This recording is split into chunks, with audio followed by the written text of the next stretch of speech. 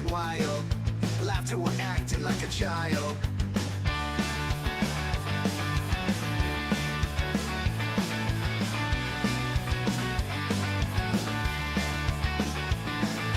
Jackbox games always a blast. With friends we know it's gonna last. Sunday movies, big screen delight. Chat involved, we light up the night. Liberty late night, let's go. Dave and Mary steal the show. Fun with AI, sparks will fly. Join us now, don't be shy.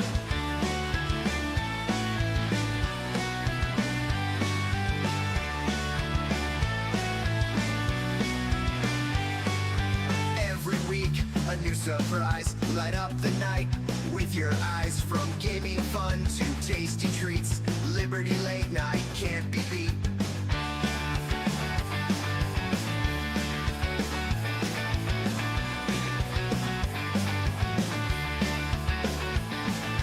Laugh along and feel alive. 9 p.m. we're going live. Friday nights it's time to play. Gather around, don't delay. Liberty Late Night, let's go. Dave and Mary steal the show. Fun with AI, sparks will fly. Join us now, don't be shy.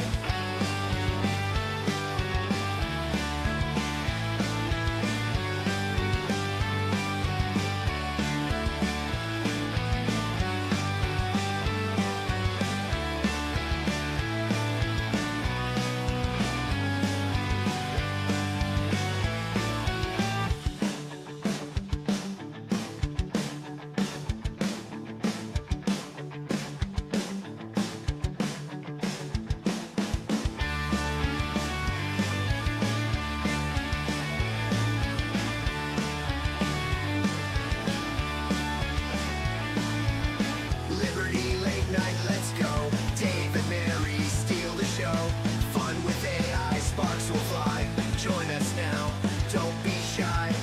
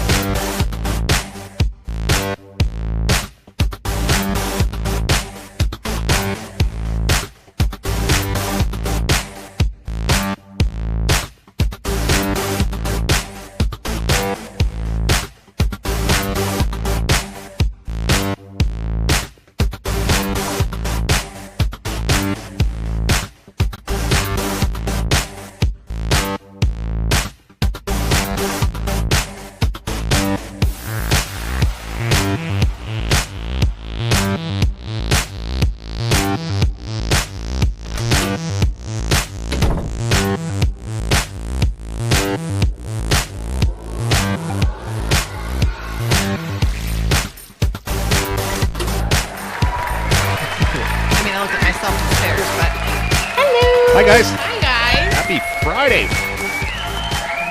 Bump here is very noticeable. It almost looked like you were wearing a hat. Yeah. The shadowing. The shadowing, yeah. You had some kind of Rastafarian hat or something. Know, it does, yeah. Oh, well. It is what it is. Welcome to Liberty Late Night. Welcome to Liberty Late Night. I'm Mary. Dave. That's Dave, yeah. Thanks for being here, guys. Yeah, we got a guest. Guys, yeah. we're excited. I hope you guys are excited. It's been a little while. Yeah, it has been a while since we've had a guest, and it's a return guest, somebody we enjoyed before. So I think he had fun too with us. Yeah. So Hopefully, He claims to have. Yeah, he says. Kenneth, hi. It's been a minute. How are you doing? We'll get all of our hellos in. I see people popping in and everything. So happy Friday and happy spring. Oh my gosh, it's officially spring. Really? Yesterday was the first day of spring. That makes sense. Yeah. Today was the first full 24 hours, like the first full day. Because it starts at like 5 a.m. or something, the officially time. But you never would have guessed. You're so punny, Celeste. I love you. Also, side note, I drank some of the Dave's black tea. Oh, yeah. So I might be a little hyper. I'm trying to make Mary conversational. Yeah. Well, you know what? The thing is that because of my brain right now, with the whole head injury. No, short-term memory and stuff like that, and just the brain fog that I've been experiencing lately. Who knows what's going to happen because I'm hyper now. So we'll see. It's spring yet you have the heat on, which is weird because you're in Alabama and you should never have the heat on. Our weather's been pretty bipolar, 70 degrees, 30 degrees, 70 degrees, 30 degrees. That's typical for our region. I don't know. This is a little crazy, one day after another. Usually we get a little grouping. I'm excited though, because when it gets cold, I know we're so close to the warmth that, it's like, I can do this another day, so I'm excited to get my snow tires off. They just feel weird. Yeah. I hear people driving around with studded tires still, yeah. And I'm like, the second they take them off, we're going to blizzard. Yeah. That's what I'm afraid of. That's why I'd rather wear out the tires than. Yeah. Because, we have had snowstorms up till I remember it was like tax day. Ooh, I got to do taxes. We were looking at this house because I was pregnant with David. So it was 16 years ago. And the guy's like, well, I can't really get up on the roof right now, because the snow and the blizzard and stuff. And I'm like, whatever. I'm sure it's fine. So, yeah. Yeah, let's okay. Start saying our hellos. With Francis and Catherine. Into the living room, say hello to everybody. Hello, everybody. Just in the living room. You should say it. Hello, my tea's cold. That's good. Still good. I chugged mine. Did you? Danger, probably danger. Probably dangerous. Well, I had one when I was making dinner, and then this is my second this evening. Yeah. Oh boy, your second black tea, huh? Yeah. But I can counteract it with the Evan Williams. It tried to snow yesterday. That just blows my mind. We had some flakes yesterday. Mm-hmm. This morning, but we're here. Yeah, that's right. That's right. This morning, I saw some snow in a parking lot that I was walking through with the kids, and I'm like, "What's that?" Like somebody must have brought snow from somewhere on their car, and it fell onto and I was just like, "Where'd they get snow? Get out of here with that!" Yeah. Right, oh yeah. Of course, first. Oh, yeah. Sorry. I forgot. You already pushed the I say did. Hello to everybody button. See, guys? It's no real. idea what's going on. It's real. Josh is here, of course, first. Hello. Joshua. Hello, Joshua. And Aaron, best mod. You done messed up, Aaron. Yay, Aaron. How are you guys doing? Matt Lacey's in the house. Mitch. Mark. Oh, okay. No, it's Hi, pal. Celeste. Hello to you.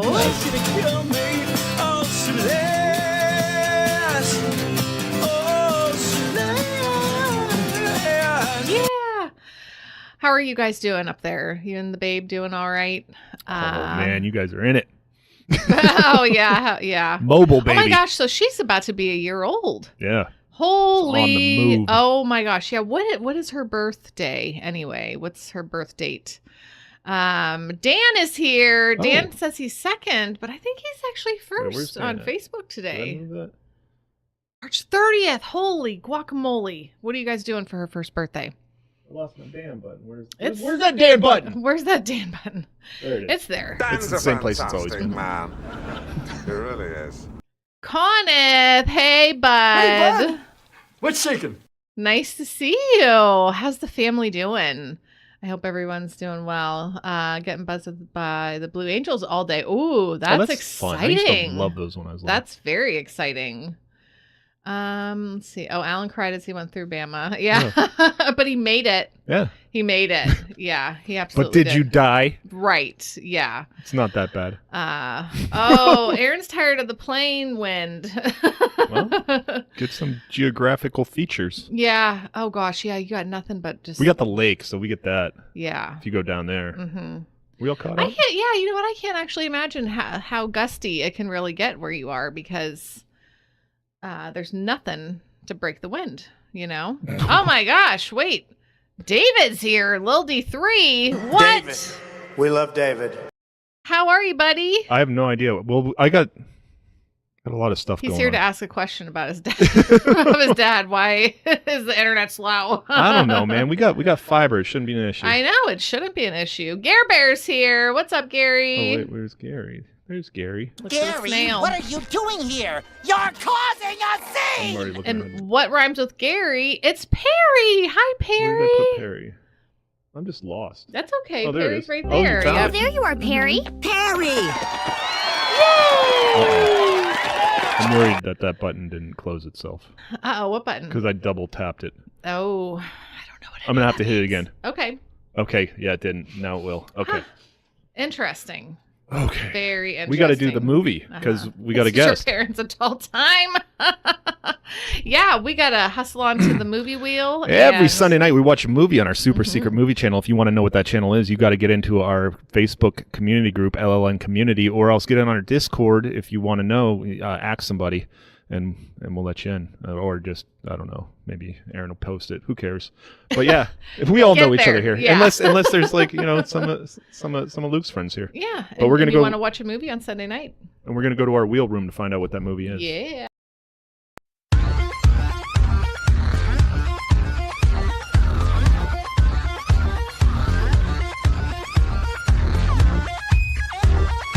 Yes, It's different than kind of hyper. What Yeah. the hell? This was working earlier. Oof. Oh, because You don't have the I have the thing. wrong screen. Okay. There we go. I All was like, better. it doesn't look like it there. You know, okay, so I got to say this real quick. When in my drinking days, different alcohols affected me Yeah. different. You know, wine buzz, vodka, We're on a whiskey, tea buzz. beer. You know, it was all different types of feelings. You know, this tea buzz is pretty wild. I'm just gonna say, I cannot believe I should be drinking black tea in the morning. Yeah. You know, like wow. Clean the house. Yeah. Maybe this just- is that magic thing in between coffee and cocaine. Maybe it is. It's black tea, guys. Oh my Just throw goodness. 2 bags in there. Yeah, Craig's here. Craig, after we pick the movie, we will go ahead and push your button. All right, And let's- funny that you said first because Dan came in and said second, so he must have known you were coming in here. Oh, let's see what we're watching. Oh, the Winnie the Pooh horror movie on the wheel. No, we did not. I don't think so. I wanted to watch that one night. You Oh, wanted my to watch goodness. it at some point, yeah. Oh. Which Of one is Mice it? Of and Men. Mice and Men. Oh my gosh. Wow. Wow. All right, everybody, All bring right. the tissues. Alan better be here for this. Oh my gosh, This yes. is basically our relationship. Yeah, holy crap. Respin. Respin. No, The we gotta. wheel has spoken. This, yeah. Oh my goodness. Oh my How goodness. many It was versions? almost short circuit. Which it was would have been almost fun, too. short circuit. Yeah. Yeah. But that's okay. This is a good one. Tell me about Yeah. the rabbit. Damn it. Ah, I'm gonna cry. Yep. Just All right. thinking about it. Back to the bar.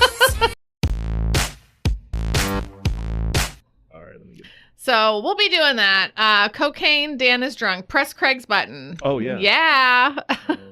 This tea is something. Yeah. Classic movie. Good stuff. Hey, Craig, Yeah. I should have on? D3 read the book real quick over the weekend and then watch the movie with us. No. No, he wouldn't get. He doesn't like when people He talk doesn't- through yeah, the and movie. we've trained ourselves to talk through movies. Oh my gosh, I'm nervous because I'm going to see a movie with Chris and Jane Don't talk. and next week, and I'm just afraid that I'm going to be talking, like you know. Oh my gosh, did you see that? Look at that. Where's the comments on the screen?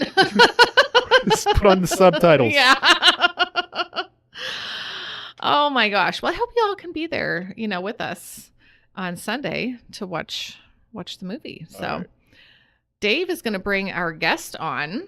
Yeah, we'll let him reconnect. Okay. Dave's trying a new way of connecting with people. Dogman right now. What is that? I don't even know. Chris, you guys talking through movies. Oh, Chris hates it too. Yeah. David hates when we talk through Yeah, movies. he gets really mad. Oh, Chris, I don't know. He might not. He does a lot of talking on his own. He started watching Karate Kid last night, so he's got about a half hour left. Yes, I'll just put on good movies. Yeah. He resist. was really excited. He was talking about it today to somebody, and he's like, "Oh, that's a good movie." Yeah. Okay. And then she's like, "You should the whole Karate Kid universe, So, Craig, hit D's nuts on the screen. I promise I'll behave. Love guests. All right, thanks, Craig. Oh, he told you about it, Aaron. All right, I'm done. You done? I'm done talking to the comment section for now. We want to bring our guest on when Dave does the thing. All right, these are acting delayed. Are today. they? I gotta streamline some of this. Let's see if this works. See, look how delayed it is. There it goes. Wow. Hey, thanks, Gibbs. Hey, Gibbs. Thank you. That's awesome, Coneth. We just started watching it and then never finished it. You guys met him before. It's our friend Luke Tatum. He's the author. He's a financial advisor. He's got that book. What is it? Between the Lies. How to reclaim your future. How to reclaim your future? Yes, your future. It's like, what is that? It's future. It does say future, right? Yep. I love it. But reclaim it from the banks and Wall Street. Yeah. Yeah, I don't like that. them looting in my I know. 401k. It's not their money. They shouldn't be. Yeah. Aaron says we have a little echo. All right. Oh, I do. I don't know. He just said echo. I'll check it yeah. out. Well, welcome back to the show, Luke. It's nice to see you again. Thank you so much. It's wonderful to be here. I was trying to remember when you were here last, because time for me is weird. It just kind of goes. And then I think, well, that was just the other day, but it could have been 3 years ago. So I think it's been 2. Okay. I bet you. Too, I think. Yeah, I'm sending you back your own voice. Let me. Okay.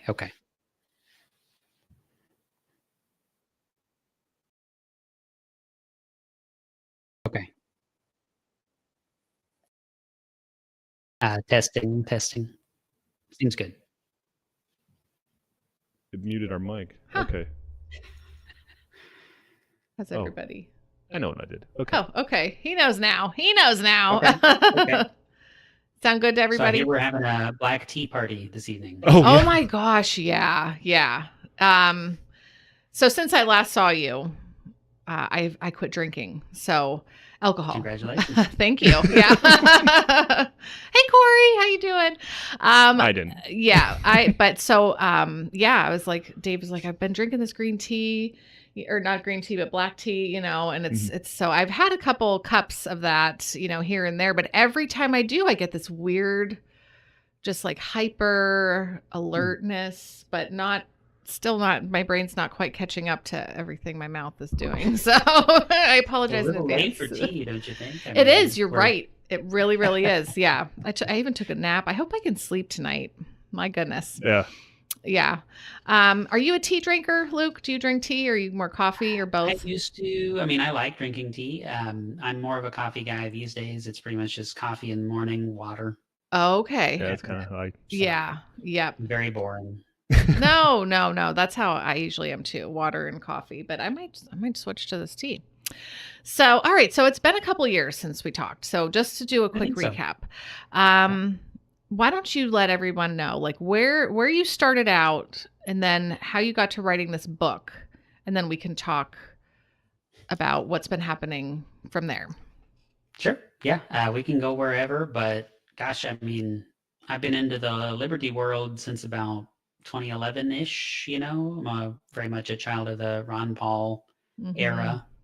And, I always had this thing in the back of my brain, like, oh man, I'm going to figure out some cool way to have an impact and do it in a libertarian kind of way. I thought, I'll be an econ professor. I'll do this, I had all kinds of ideas. But we moved around Texas for years and years. I was born in Texas. My wife was born in Texas. We're just Texans. And we eventually decided on a whim that we were going to move to Arkansas. And so the last time I was on the show was right after we moved to Arkansas, pretty much. I mean, it's like, I don't know, I guess maybe we've been there for almost a year or something like that whenever I came on the show. But, it was very much a spur of the moment decision. Like, we said, like, we're just kind of in the city. We're in the Dallas area. And it's like, if things were to get really bad at some point in the future, is this where we would want to be? Probably not, you know, but you have that like trap where you're thinking, oh, well, if we sold our place, where would we go? Right? Because you want to go buy land or something, it's going to cost you more money. You know, you're going to have to get into more debt and all this stuff to go find a place to live. And so a friend of mine that I had recently kind of started getting closer to is from Arkansas, and I hadn't thought about Arkansas ever in my life. Okay, I mean, ever. I forget this a state. Yeah.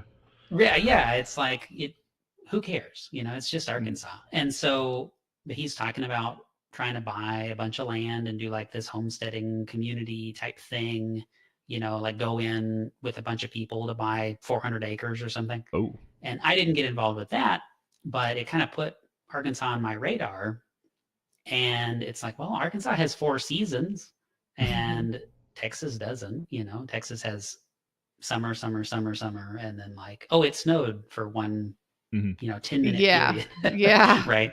And then so we just kind of, like all of our huge decisions, my wife and I are just like, let's move to Arkansas. That is wild. Moment. And so about a day later, we're up in Arkansas looking at land. Wow. Trying to find places to live, because your money will go further, because it's a poor state. It has negative population growth. Like people are leaving, you know, but it's beautiful. And there's like water and, again, things that Texas doesn't have. And so, story that I can get into all the detail in the world on, I love to talk, but we decided to do it. And we found ourselves a little 8-acre plot out here. It's a manufactured home. It's nothing crazy, but like very, very few restrictions on what we can do. And, I'm sitting in an office that we built since the last time I was on the show. And so, I have freestanding office workspace now and all this, stuff. And it's just like, do whatever you want. It's Arkansas. Right. So that's nice. We made money moving, because it's like, it's so much cheaper out here. Wow. And so it's been great to us. And, after we moved, we pretty much changed everything about our life. New phone numbers, new car, old car, used car. New to you. Switched everything. We switched everything. And because I like to make crazy decisions, rather than like buckling down and trying to build my book of business as a financial practice, I said, I'm going to work a little bit and I'm going to write a book. And so I did. And so I took basically a year and wrote a book. And, thank you for giving a shout out to the book before. Anybody wants to check it out, it's perfectspiralcapital.com. That's our company. But it's $1 to buy. Oh, yeah. That's through Amazon? Paperback obviously costs more. Do what? The ebook, right? I got the ebook. I read it. It's great. I also got, you read it too. There's an audio version. Is that correct? I also got the audio version. Ordeal. A huge ordeal. If anybody hasn't done that, so I wish I had the blanket in here, but I had this huge heavy blanket on my head in this chair, recording with this microphone. Get out and of town. It was like, I'm just sweating to death. Recording lines, it was not the best, but have a great guy that did the audio mastering and all that stuff, and I had to go and re-record lines. It took forever, Yeah, it sounds great though. Very big deal. Thank you. Yeah. I like the soundproofing. Listening to me for some reason, then it's a lot of that, Yeah. Now, do you have a TikTok? I was looking for that. I do have a TikTok. I mean, it's not that I'm active on there. Oh, okay. You want to talk about like taxes or anything, remotely important. Oh. Then they don't want you to even publish the video. It'll say it's uploaded and it can't get views or something like that. Oh, really? Wow. So I haven't invested much into that, but I am on there. I came across something. I thought it was there. Maybe it was on the YouTube. And that's your YouTube is the Perfect Spiral Capital too, right?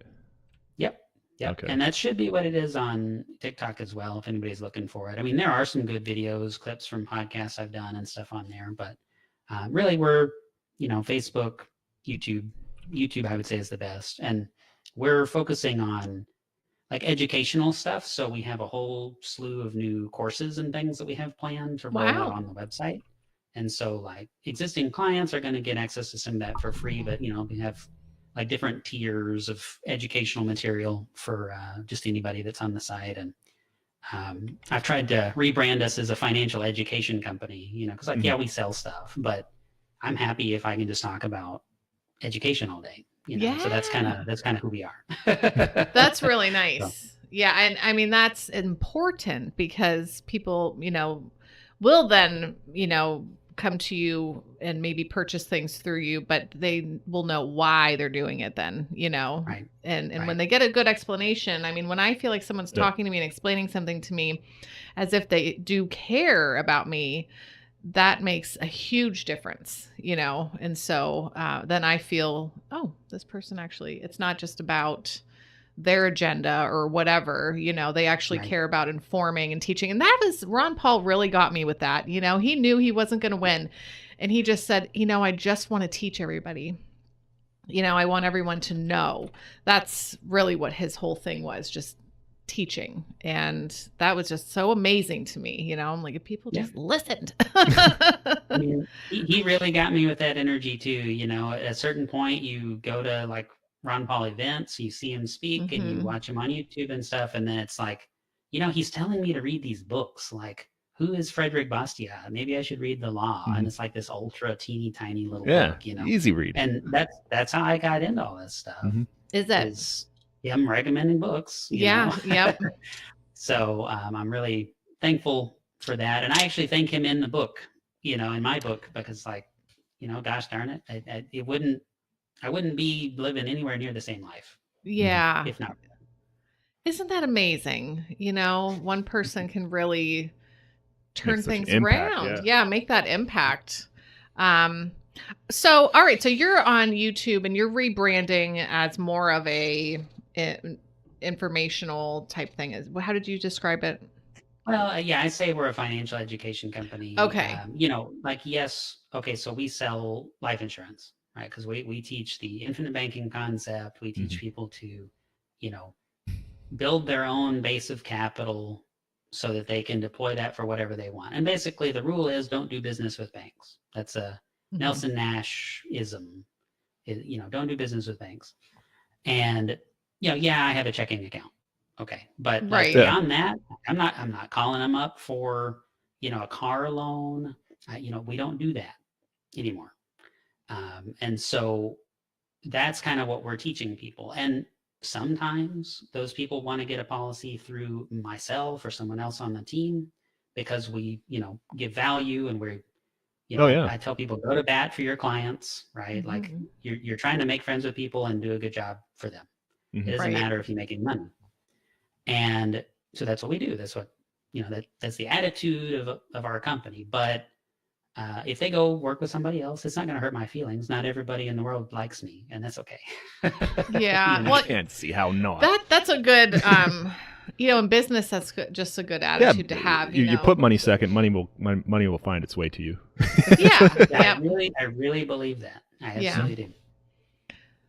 So what, are you doing, full on, like you said, there are tiers for people on your website. Now, is this also what's available on YouTube? If somebody just wants to see if they even want to read your book, is there something on there that kind of tells them like, here's a little bit about what it is. If that interests you, check out the book.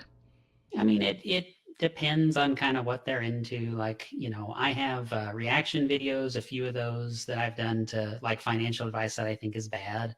Okay. And so it's like, what are they really saying here? Let's kind of break it down. And I like to do those, but they're very time consuming. And if it's a 10-minute video and you're doing reaction, you want to really break something down. It's 30 or 40-minute video by the time I'm done, what I mean? So that's not something I always get to do, but we've got some of those. So I've got reactions like Dave Ramsey and people like that. I was going to ask. And Dave Ramsey's great sometimes. Yeah. But then on certain topics, he just like has this black hole in his brain where he can't absorb certain pieces of information that are true. But, so there's that. we have a course. And so my kind of flagship thing is an 11 video course. Okay. And it's teaching what the infinite banking concept is. And it's not, you know, it's not just all positives. And I'm not just trying to sell you something. It's like really walking through what the mechanics are and all that. So it's called Infinite Banking Step by Step. If you look for that, it should come up pretty quick. There's a few videos that'll hit before us just because they're bigger channels, you know, but if you go to our page, you can find it on playlists there. But it's me, and it's me walking through all the mechanics and the fine details. And that's on YouTube for free. It's also on our website for free. You have to use a coupon code to get it for free, but there's a coupon code on the page. You know, we want you to get that for free. And so depending on how you like it. Our website has a cool thing where it'll track your progress, and you can kind of see your percentage complete and all those cool things, you know, so I like that. But YouTube is there. It was originally recorded for YouTube. And your production quality is great. I noticed that like right away. I love your whole vibe. I just like it. as a producer. Yeah, great everything. Lighting, sound, voice, just all my personality. I mean, you know, I used to do film stuff. Like a long time ago when I was in high school, we won like best in category in a local film festival and stuff. And you know, like, oh, so that's I love all that. And I've been wanting for years to have any money to throw at a nice camera and stuff. And like, I can't really show you very well, but this massive key light, it's like a 48-inch box thing over here. Yeah. That, you know, so I'm very obsessive about that stuff. Yeah, it looks great. Yeah. Thank you. He just pulled one up over here, and it looks fantastic. Yeah, I just love the whole vibe. Yeah. The last link I just put into chat is the actual playlist for that infinite banking. Thank you. Step-by-step course. And you know, it's just knowledge. Like, if you're ready to hear something that isn't the exact same nonsense that the government tells you, everybody in the whole world, it seems like, tells you, you know, then this is great. But like, sometimes people want to get into an argument with me about it, and it's like, okay, you know, I don't want to argue with people on the internet. No. They're just not ready they're to hear answering different questions than I'm answering. You know, it's like, okay, I understand that you can make a lot of money if you put money in the stock market. Like, I get that, and I'm not disagreeing with that. We're talking about something else. Are you ready to listen? Yeah. You know what I mean? Yeah. And so it's just, sometimes that can be very frustrating. But if you're receptive to like learn some new things that you haven't heard before, or if all you've ever heard about life insurance is, oh, it's a scam, and you know, only dumb people do that. And like, you've got the Dave Ramsey mindset. It's like, yeah, that's what I was until I talked to you on our first show. And Mary's been bothering me ever since. Like, we gotta get a hold of Luke. We should be doing that. But I'm still like, you know, I'm locked in. I've been in the old system for 20 years now because I've been at the same place. And it's like, okay, yeah, am I too old now, or? I am doing business right now with someone who is 78 years old. Wow. We're probably next week going to be putting something in place. And, you know, he's in a situation, and y'all stop me from like soapboxing about stuff. Oh, no, please do. You know, there are lots of different types of life insurance products, and some of them are not good. Okay. And so sometimes you run into someone who has a very old universal life product, and universal life gets more expensive every year. The theory is you're going to make money faster than it increases in cost, right? That's what they sell you. Oh, it's going to make this much money, and this much money is going to just increase in value all the time, and it's going to be great. But if you live very long, like into your 80s, then the cost of the insurance, it's renewing annually, right? So if you're 80, it costs a lot. If you're 81, it costs a lot more. If you're 82, it costs a lot more. And it keeps doing that, right? And so what happens is you pay $100,000, in this guy's case, over a long period of time to have this insurance in force. And then they send you a letter and they say, hey, you can either like pay triple the premium next year, or it's going to eat itself alive and cancel. And so it's like, what'd you pay all that money for? Yeah, right? So, I mean, universal life, all types, IUL, which is very popular, index universal life, variable universal life, all these different cool varieties that they've invented. They all have the same problem. And like, okay, are you actually transferring any risk to a third party? You know, are you giving risk to the insurance company if they can just say, well, pay more or we'll cancel it? No, you're not. Yeah. And so it's not insurance, right? You're not transferring your risk to anybody. It's not an insurance product. Yeah. Wow, so anyway, that's again, like I just ramble all day, but we bring you on the show and then ask you questions that we want to know about. Right. Well, you didn't ask me. I just started rambling. Get our personal business done on business time. I wanted to ask you, you mentioned about the Dave Ramsey mindset, and he has some black holes that just he can't get past certain things. Well, he hates whole life. I just remember that. So what is it that what's one of the things that you feel that he's teaching that you feel like, oh, buddy, you just got it all wrong? Yeah, I mean, sure. So obviously the whole life thing, right? Because he will, if anybody ever wants to talk about whole life, then it's like, oh yeah, he shuts it down. It's like a raise your voice until they stop talking kind of a thing. Shout it down. There's millions, I mean, not millions, but there's probably 100 clips of people calling in. And my wife, Lauren, actually found a clip of this guy who was like, hey, I've got this very well prepared thing. I want to try to call him and get into this on the show.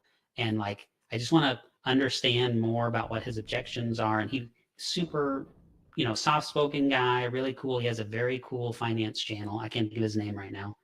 But he recorded himself calling in. And as soon as he tries to ask his question, it's just like, shut down, you're just trying to sell life insurance, blah, blah, blah. And it's so sad, right? He doesn't even like give valid answers whenever he's getting into this like shout down mode. And so that's very irritating for me because I'm in the industry and stuff, but the other thing is his like astronomically unreasonable like mutual fund rates of return that he'll talk about. Okay. So if you read, some of his books and stuff, what's the first one? Total Money Makeover. That was like the big book. And he talks about making like 15% a year in mutual funds. Find me a mutual fund where you're going to make 15% a year. Like you can't do it. Yeah, it always sounds really nice when you talk about it. Yeah. It's like, okay, first of all, no mutual fund averages 15% a year. Second of all, and this is one of the main things that I set out to tackle in my book, because when I was with one of the big financial firms, I was taught to talk to people about the S&P 500. And like, you just put your money in an index fund, the S&P over any 30-year period averages a rate of return of 10.2% per year. That's what we were taught to say. Okay. Some 30-year periods, that's true. Not all of them. Oh, it depends on where it's at. Yeah. Where do you start the 30-year time frame? Yeah. And so maybe it's 10, maybe it's 8 point something, right? So like, what are we actually looking at? Is that even true? No, it's not. But then second of all, some of the years in there are going to be down years, right? Oh yeah. Because the stock market doesn't just go up all the time. It corrects. Yeah. 2008. Corrects. Anything you want to look at, you look at 30 years, you're going to have 1 or 2 or 3 major downturns, right?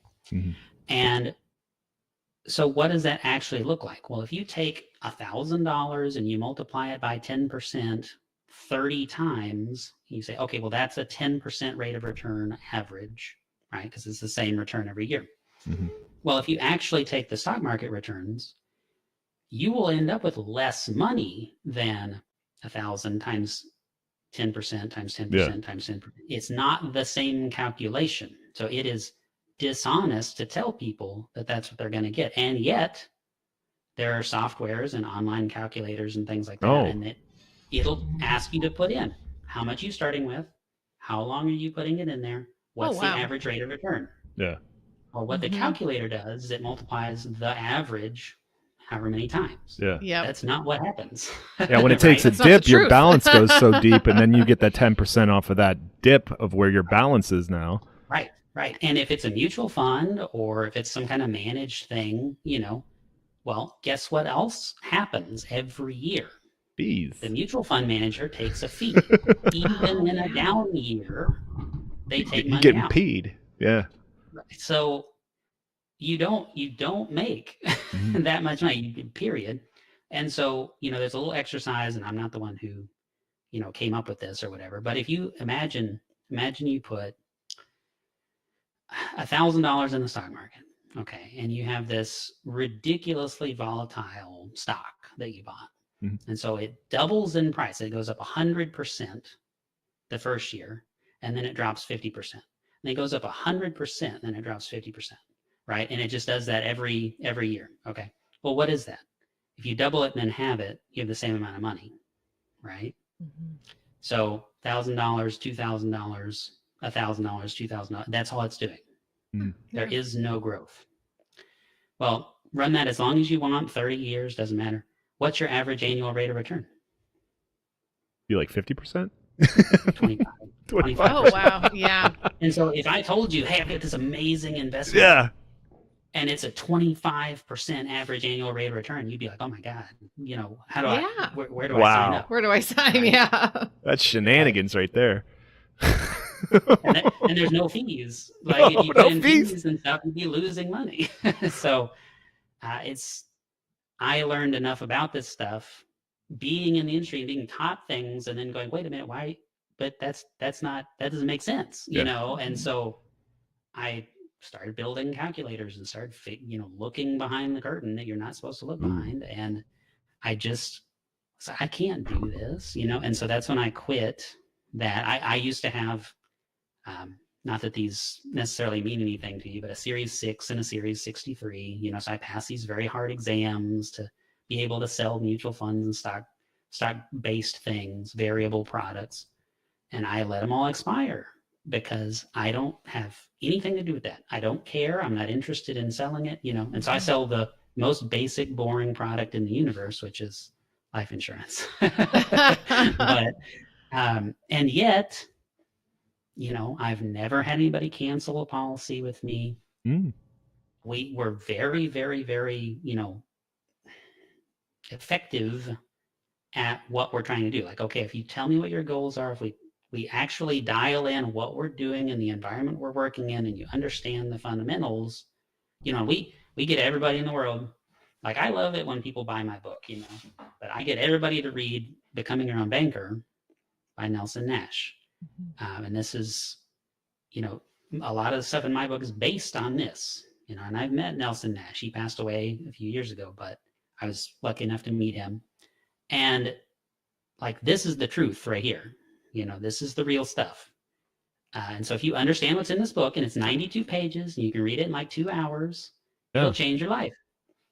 If you're like willing to pay attention when you read it, And so that book and all my research and all that stuff, I'm grounded. I understand everybody's thrown every objection in the universe at me. I understand, what where it's going to come from, what they're trying to do.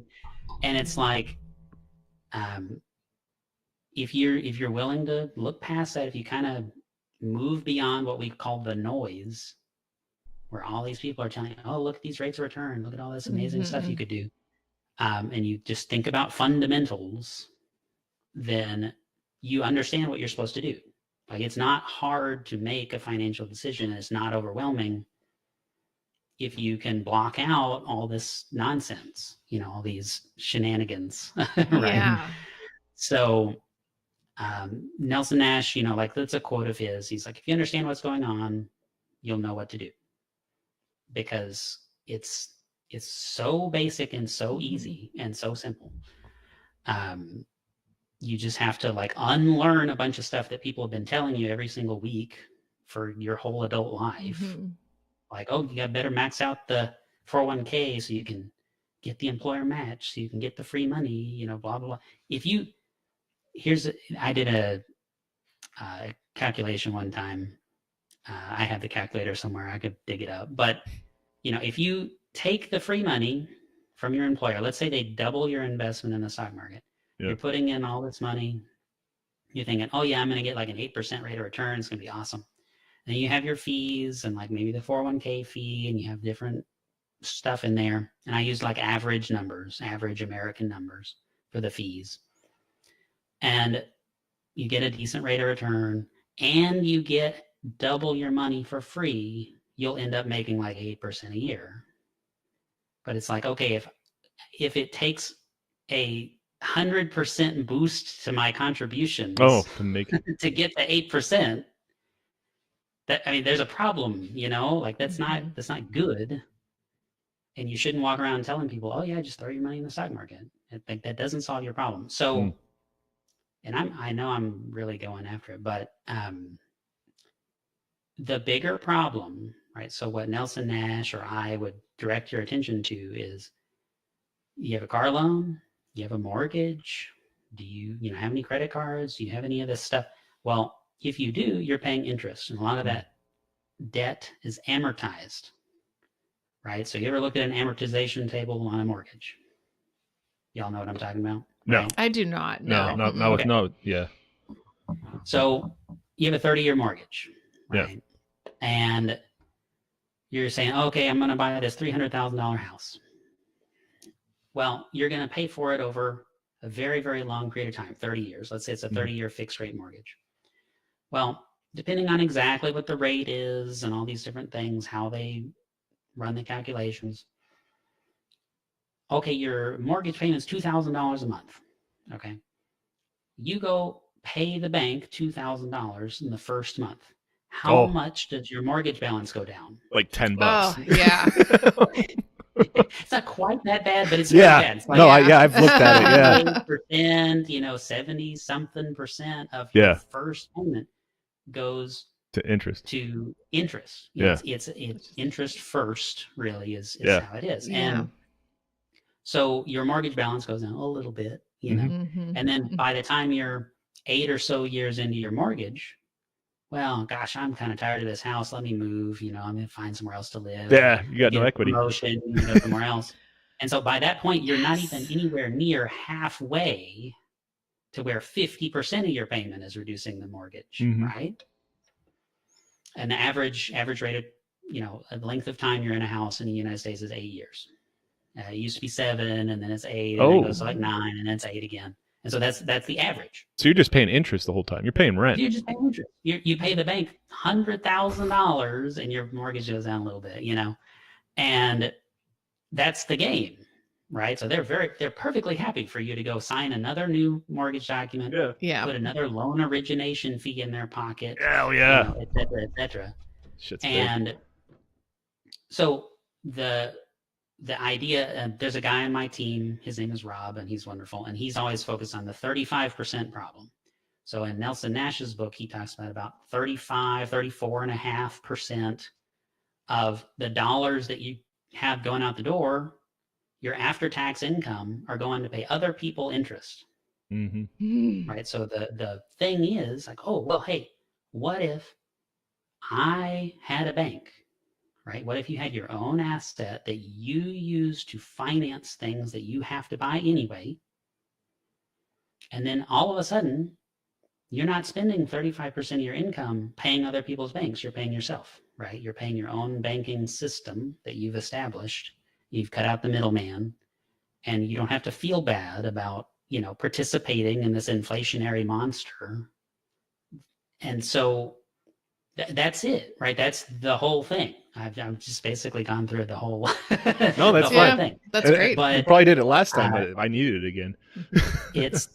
It's so cool, Like whenever I take out a policy loan to do something, whenever we built the office, whenever I paid my stupidly large income tax bill last year with the policy loan, and it's an interest last loan whenever you take a policy loan. Okay, so there is an interest rate on it. But if I make a $500 payment or a $1,000 payment, my available, usable cash value in my policy goes back up by that amount. Like it's 100% to principal, you see?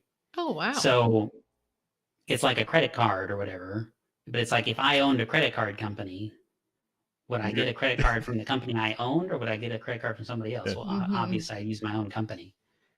And at the same time, I also own the life insurance company because it's mutually owned, right? So if I own a policy with them, I also own the company. When the company makes money, guess what? They're an insurance company. They make money. And so they pay me a dividend. And the dividend gets bigger every year, right? So like it's so much better than everything else on basically every level. If you just kind of get past the idea of, well, I got to put money into this first in order to use it. That's what people get hung up on. That's what I was going to ask. That's for folks like, say, Dave and myself, you know, we're in our mid 40s. On the other side, for me. We are. Say that like it's a bad no, thing. it's not. It actually I had a good run. Yeah.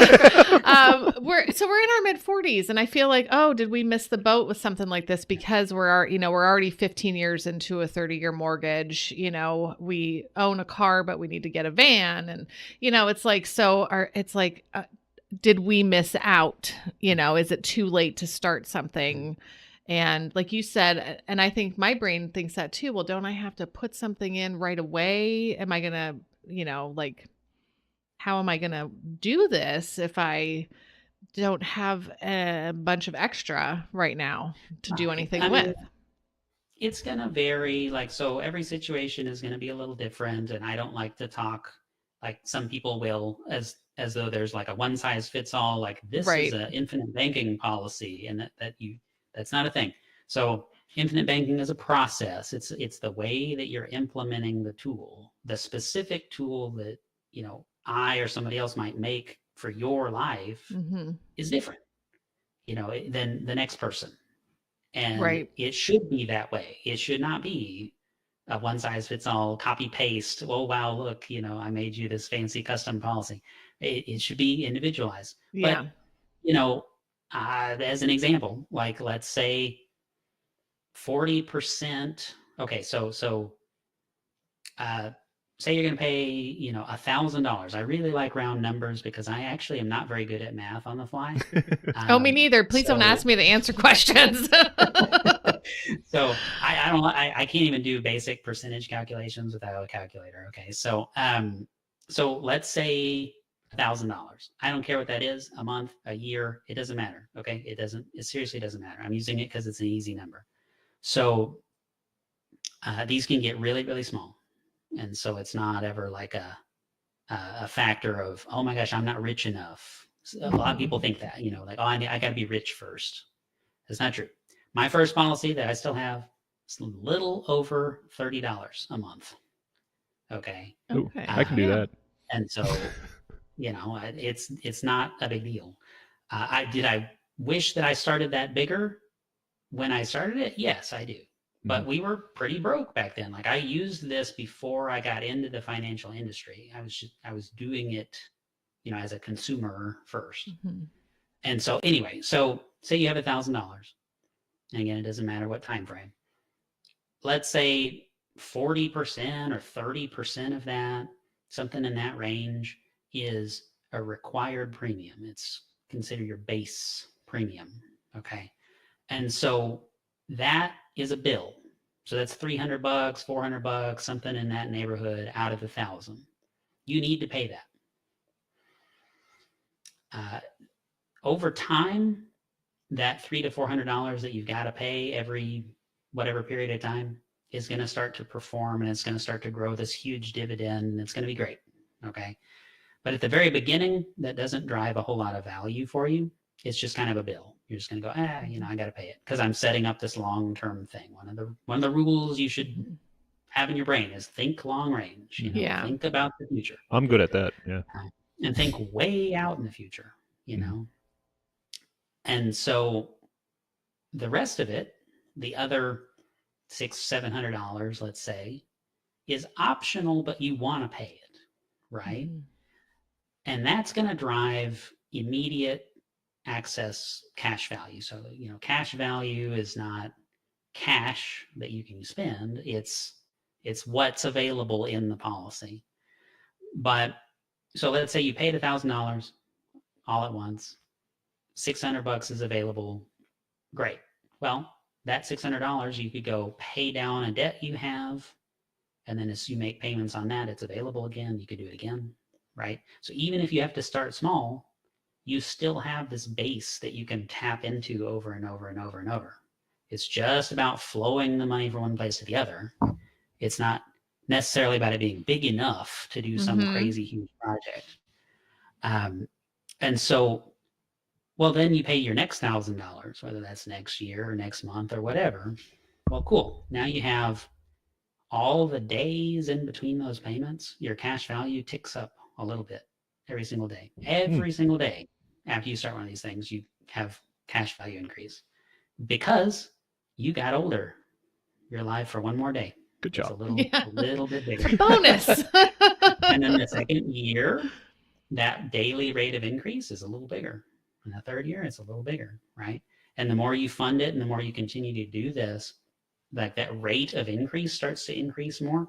And then on annual anniversaries, whenever you have your big annual premium or whatever, every 12 monthly premiums, however you have it structured, that's when your dividend gets declared, right? So then your dividend gets paid and that buys more life insurance and that boosts your cash value. And so it becomes this compounding tool. But the miracle of it is that it does all that stuff as long as you pay premiums, right? If you take out a policy loan to go pay off a debt, it makes exactly the same amount of money for you as if you didn't. So, you put it in a savings account, it's got to sit there. You don't get to do anything. You put it in the stock market, it's got to sit there. It's not your money, it's an investment, right? We can take loans off our 401k, but then I think your balance is not so good. Yeah, it's not so and good. the fees. Right? Then you're not getting all the gains that you would have got, and all Yeah. that stuff, right? And so there's downsides. So this is there's a book that I've never read. It's called The And Asset, and it's about life insurance. I don't know why I've never read it. I talk about it all the time, but it's a great game. Okay? So the And Asset, the idea is you get to take out a loan and do stuff with your money, and it's Still make sitting money. in there growing and earning dividends, right? Nothing else does that.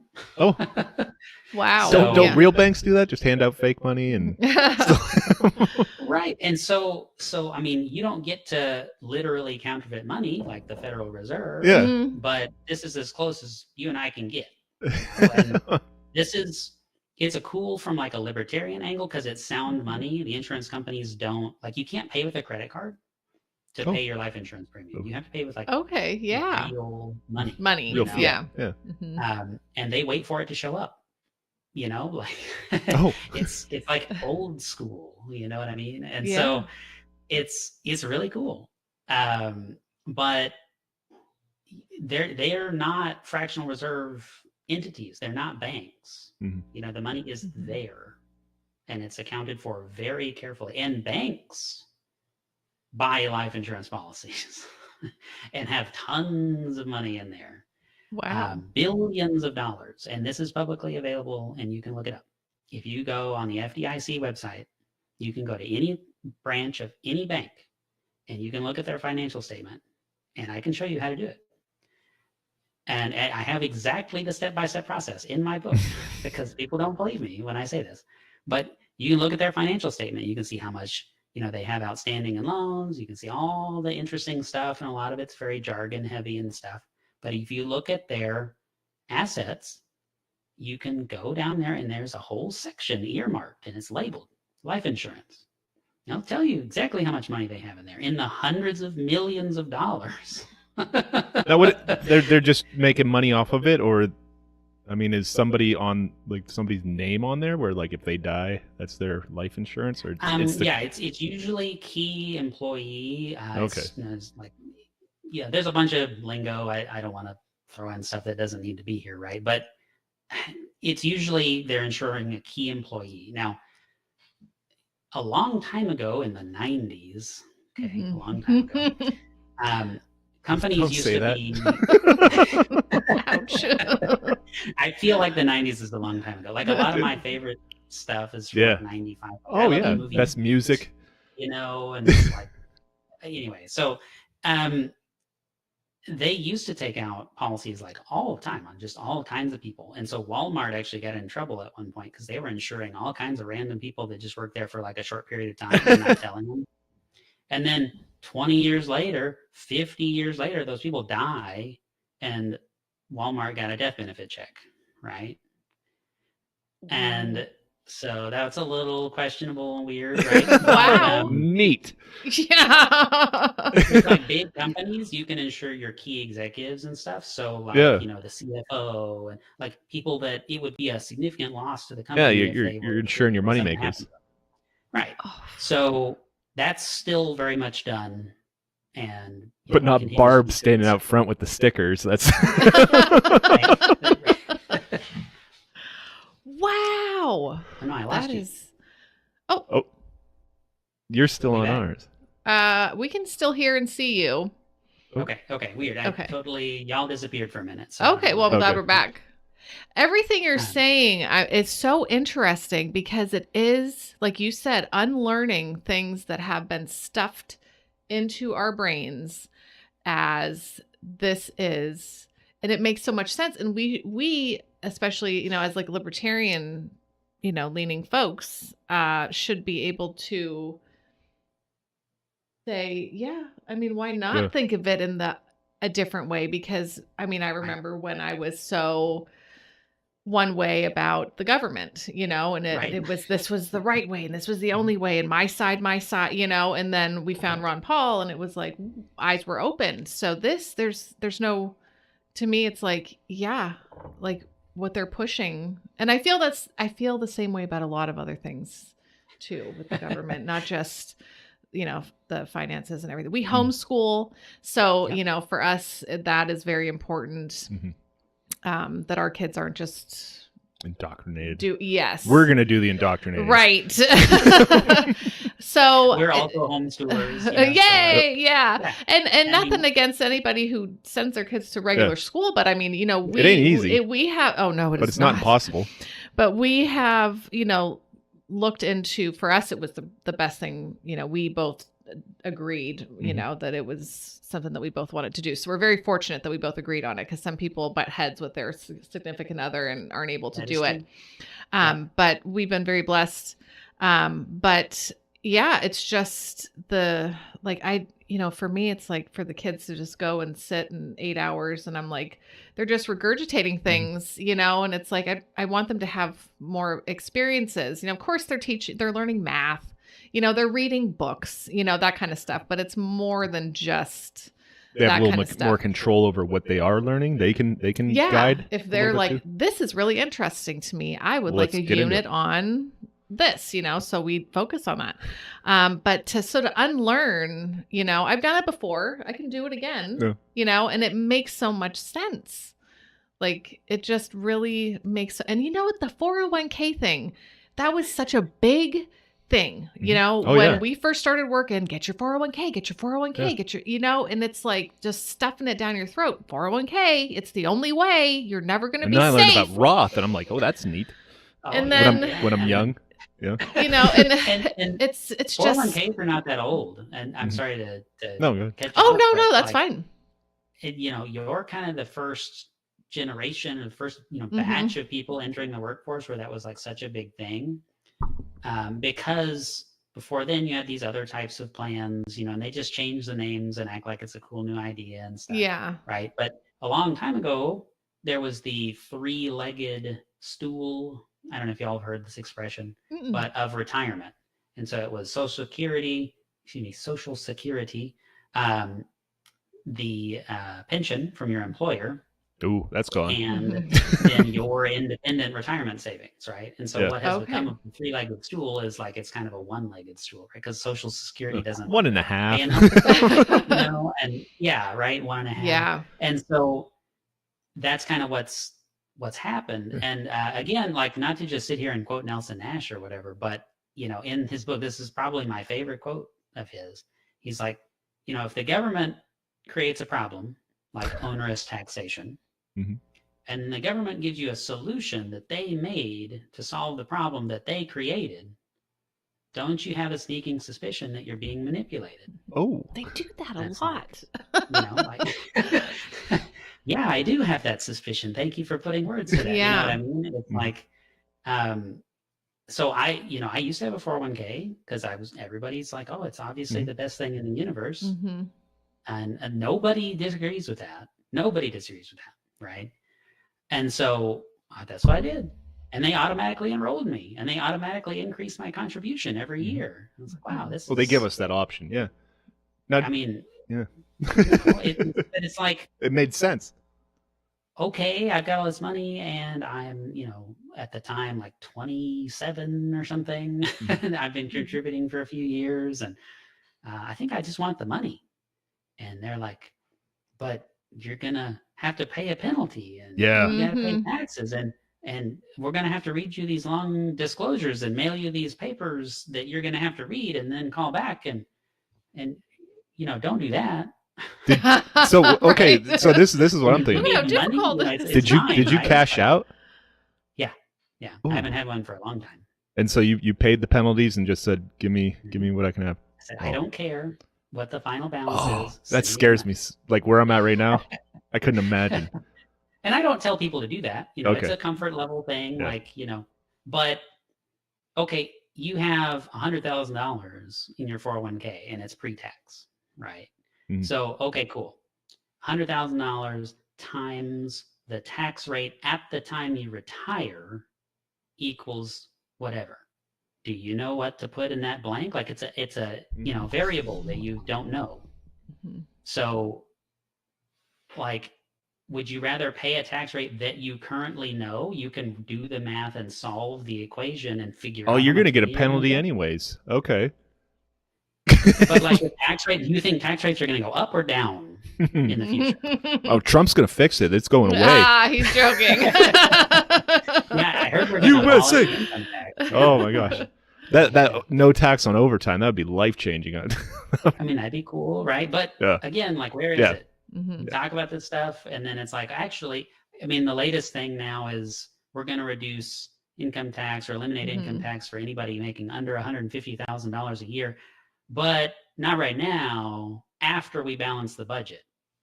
Yeah, right? What? Okay, so it's not going to happen, is what you're telling me. Right. Why not right. just say that? Why not just say we're not going to do it? I like Gary's here. He says borrow against it, don't cash out or whatever. Like that might actually be an idea. Just You can do that, but you're going to lose out on the gains, right? So if you have... But if I took that and put that into like a whole life. So, okay, and the government really doesn't like you to do that. Okay. There are Am I committing a questions felony on life stream? insurance applications. It's like, are you pulling money out of the stock market to buy this policy? Like, and you're like, oh, that's a weird question. But it's your But- money. You should be allowed to do that if you want Is to. it though? It's the stock Right, market's money. Exactly. Is it your money? Ah. And so, 78% or something. I'm getting the percentage wrong, so anybody fact checking me is fine. But a really, really high proportion of the money that goes into retirement accounts goes into target date funds. Yeah. Y'all know what a target date fund Yeah, is? I do. So- I don't. Okay. That's okay. So If you just wanna give me It's a- the easy route where you just click your retirement date and they'll take care of it for you. Okay. Okay. They'll get you out of And like more so- volatile stuff as you get older. Yeah, age, retirement 2070 or whatever. Yeah. And Okay. so Yep. I think it's I know now. mostly in stocks, like largely in stocks and a little bit in bonds. And then as you get older, it moves more in bonds and less into stocks because bonds are more stable and blah, blah, blah. Mhm. And that's kind of the idea. You want less risk as you get older so that you don't lose this huge nest Yeah. egg you've built or whatever. Okay. You cannot at the same time say, why don't you put all your money in the stock market and make 10% a year and it's so amazing and all that, and have 80% of your money in the S&P, the stocks, 20% of your money in bonds that are going to do very little in terms of growth. And then it's going to phase, the other way as time goes on. And so like, you're not getting 10.2% per year. Like you can't do that. That's not what you just told me you're doing. So that in and of itself is a problem. Most 401k plans don't have like a S&P 500 index fund. They have target date funds and then a few random sector funds that you don't want because you don't know what you're doing, because you're told it's easy, it's autopilot, just put your money in here. Right? I haven't looked in a while. You're not encouraged to become an investor. You're a spectator for your money. Right? Like, oh, wow, I made money. I'm so good at investing, right? Yeah. It is very hands-off. Oh my gosh, it's me. It is very hands-off where, yeah, you just... But, you know, it just, you can tell I get a little, you know, fired up about this stuff, but it's just faulty assumptions, you know, fundamental. Well, because people are, they're being, you know, basically tricked into thinking, you know, this is the best way, you know, and then the narrative goes along with it, you know, do this, and anything outside of that is looked upon like, well, that's different. That can't be right. You know, that's not what we've been saying. Yeah. So with the 401k though, in the stock market, I mean, isn't that very like, I mean, you've opened yours up in the past and it's like, where did that go? On a dip. Yeah, like that's what I always say. It's like so that value didn't just disappear. That went somewhere. Somebody got that from me. Right. And so, you know, the whole thing, if you want to talk about like propping up stock prices, propping up, you know, investment firms, things like that, like that's kind of what this is. You know, I don't know how much of this kind of stuff you've heard before, but like there's sayings in the stock trading world, you know, about like dumb money and smart money, right? And so dumb money is 401ks. It's people making automatic contributions, you know, every 2 weeks into the system, right? You're not thinking about it. Nobody's thinking about it. And so it's very easy if you are really in the trenches and you know what people are going to buy because you know what all these target date funds are invested in, right? To manipulate things and to kind of ride certain waves and stuff like that, right? And so that's smart money, and they're running circles around you, right? They're making way more money than you're making. And then the fund managers, right, are getting their fees and stuff. And it's all about assets under management. You know, how many millions of dollars or hundreds of millions of dollars are in these portfolios. And it's all, you know, very, very shady. But, you know, from the standpoint of, you know, just take a loan against it and all that kind of stuff, like I'd rather you know, invest in things that you understand. So if you're going to take a 401k loan and you're going to go buy a piece of real estate that you're, you know, really sure is going to be an excellent investment because you've done your research and you're becoming a, you know, intelligent investor and you're doing investing activity, right? Then do it. Yeah, that's awesome. Because I'd rather you have something that you're like personally invested in and you have an ownership stake in the process. Would I rather you didn't use a 401k loan? Like, of course, you know, I'd rather you get out all that nonsense. But it's way different. It's a way different thing for you to decide, evaluate, and choose to make an investment and to actually be in on that and say, you know, I might lose money or I might make money, and it's up to me, right, to figure out if that's going to work or not. And so, and this is a fun little thought exercise, right? So, you all familiar with Robert Kiyosaki?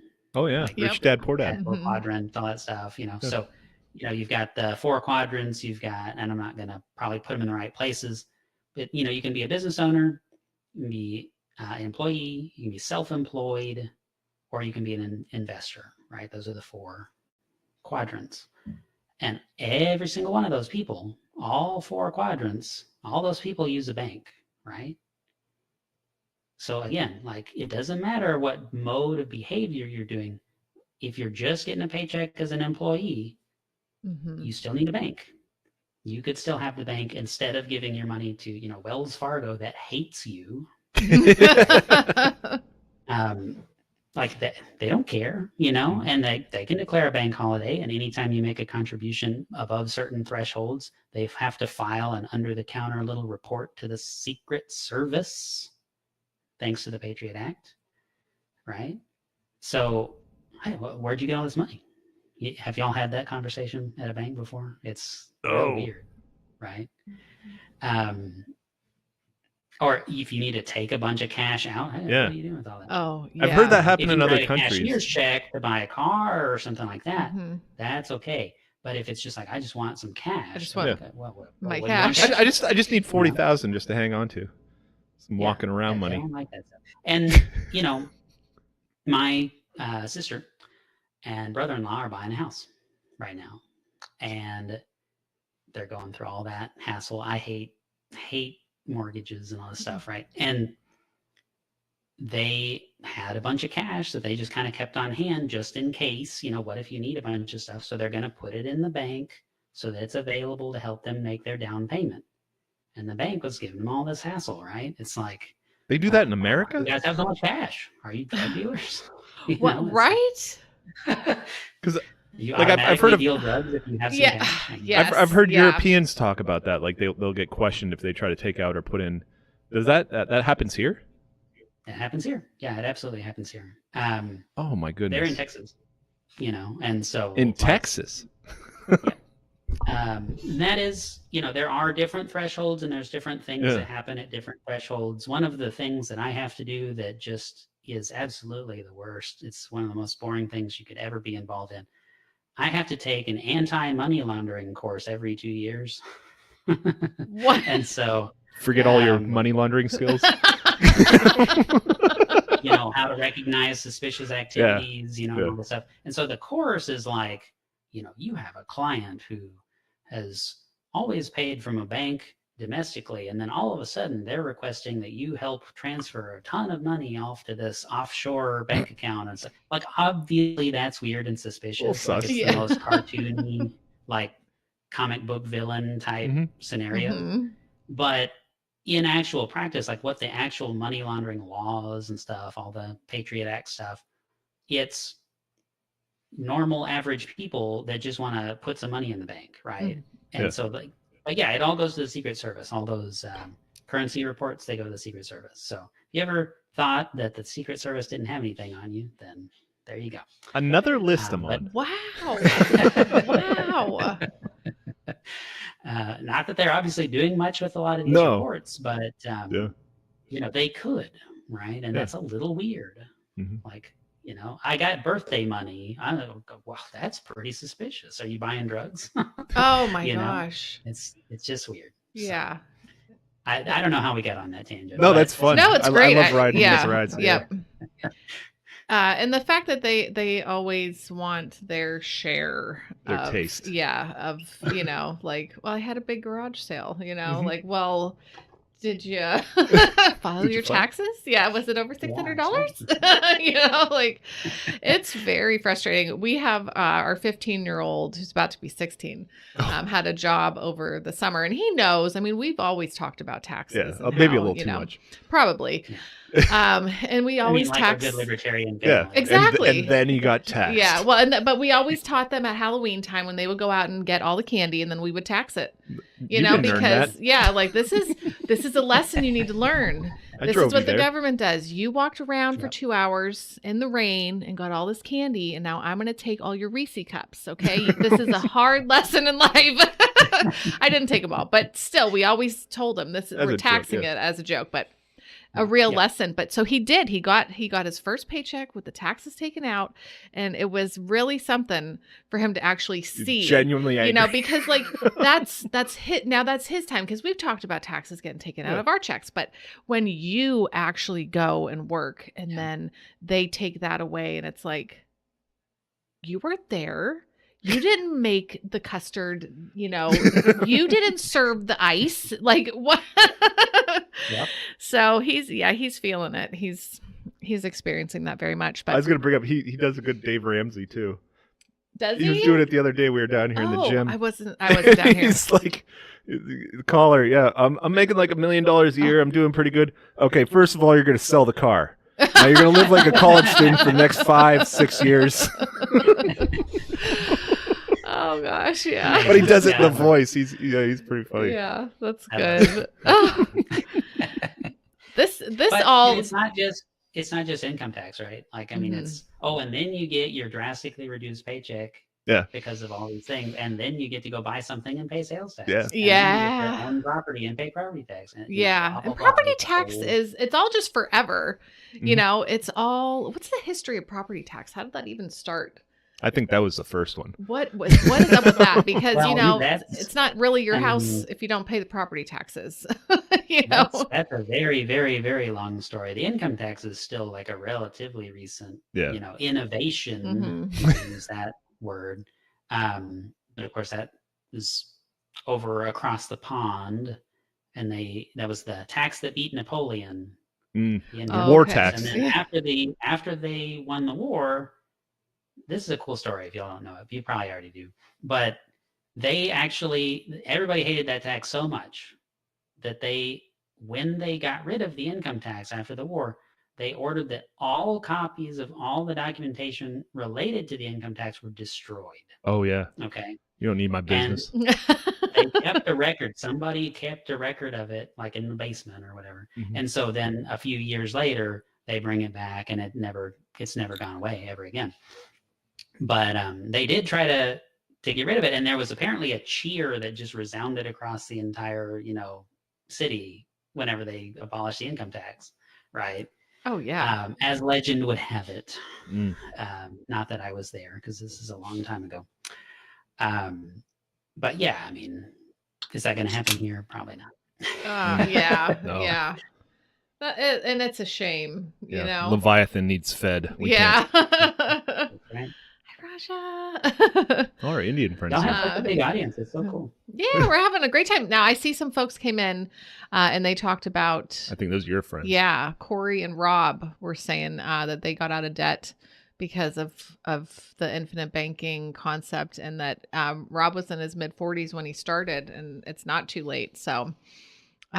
well, Corey and Rob are familiar names. I think I know those guys. That's yeah, cool. yeah. So, thanks for being here. I haven't really been watching the chat, so I don't know. This is always fun, and it gets me fired up because, it makes sense to me, even though I don't know everything about it. But I don't think I have to know it all in order to, it is so talk to you. So simple. It is so simple. Yeah. Like, we pretty much hit the high points of it. Like, we could talk about loan structure, and I have real complicated loan calculators, all this stuff. And you can really get into the numbers and go, wow, look, it saves you money to do this. And, that's all really fun for a nerd, but you don't have to do that.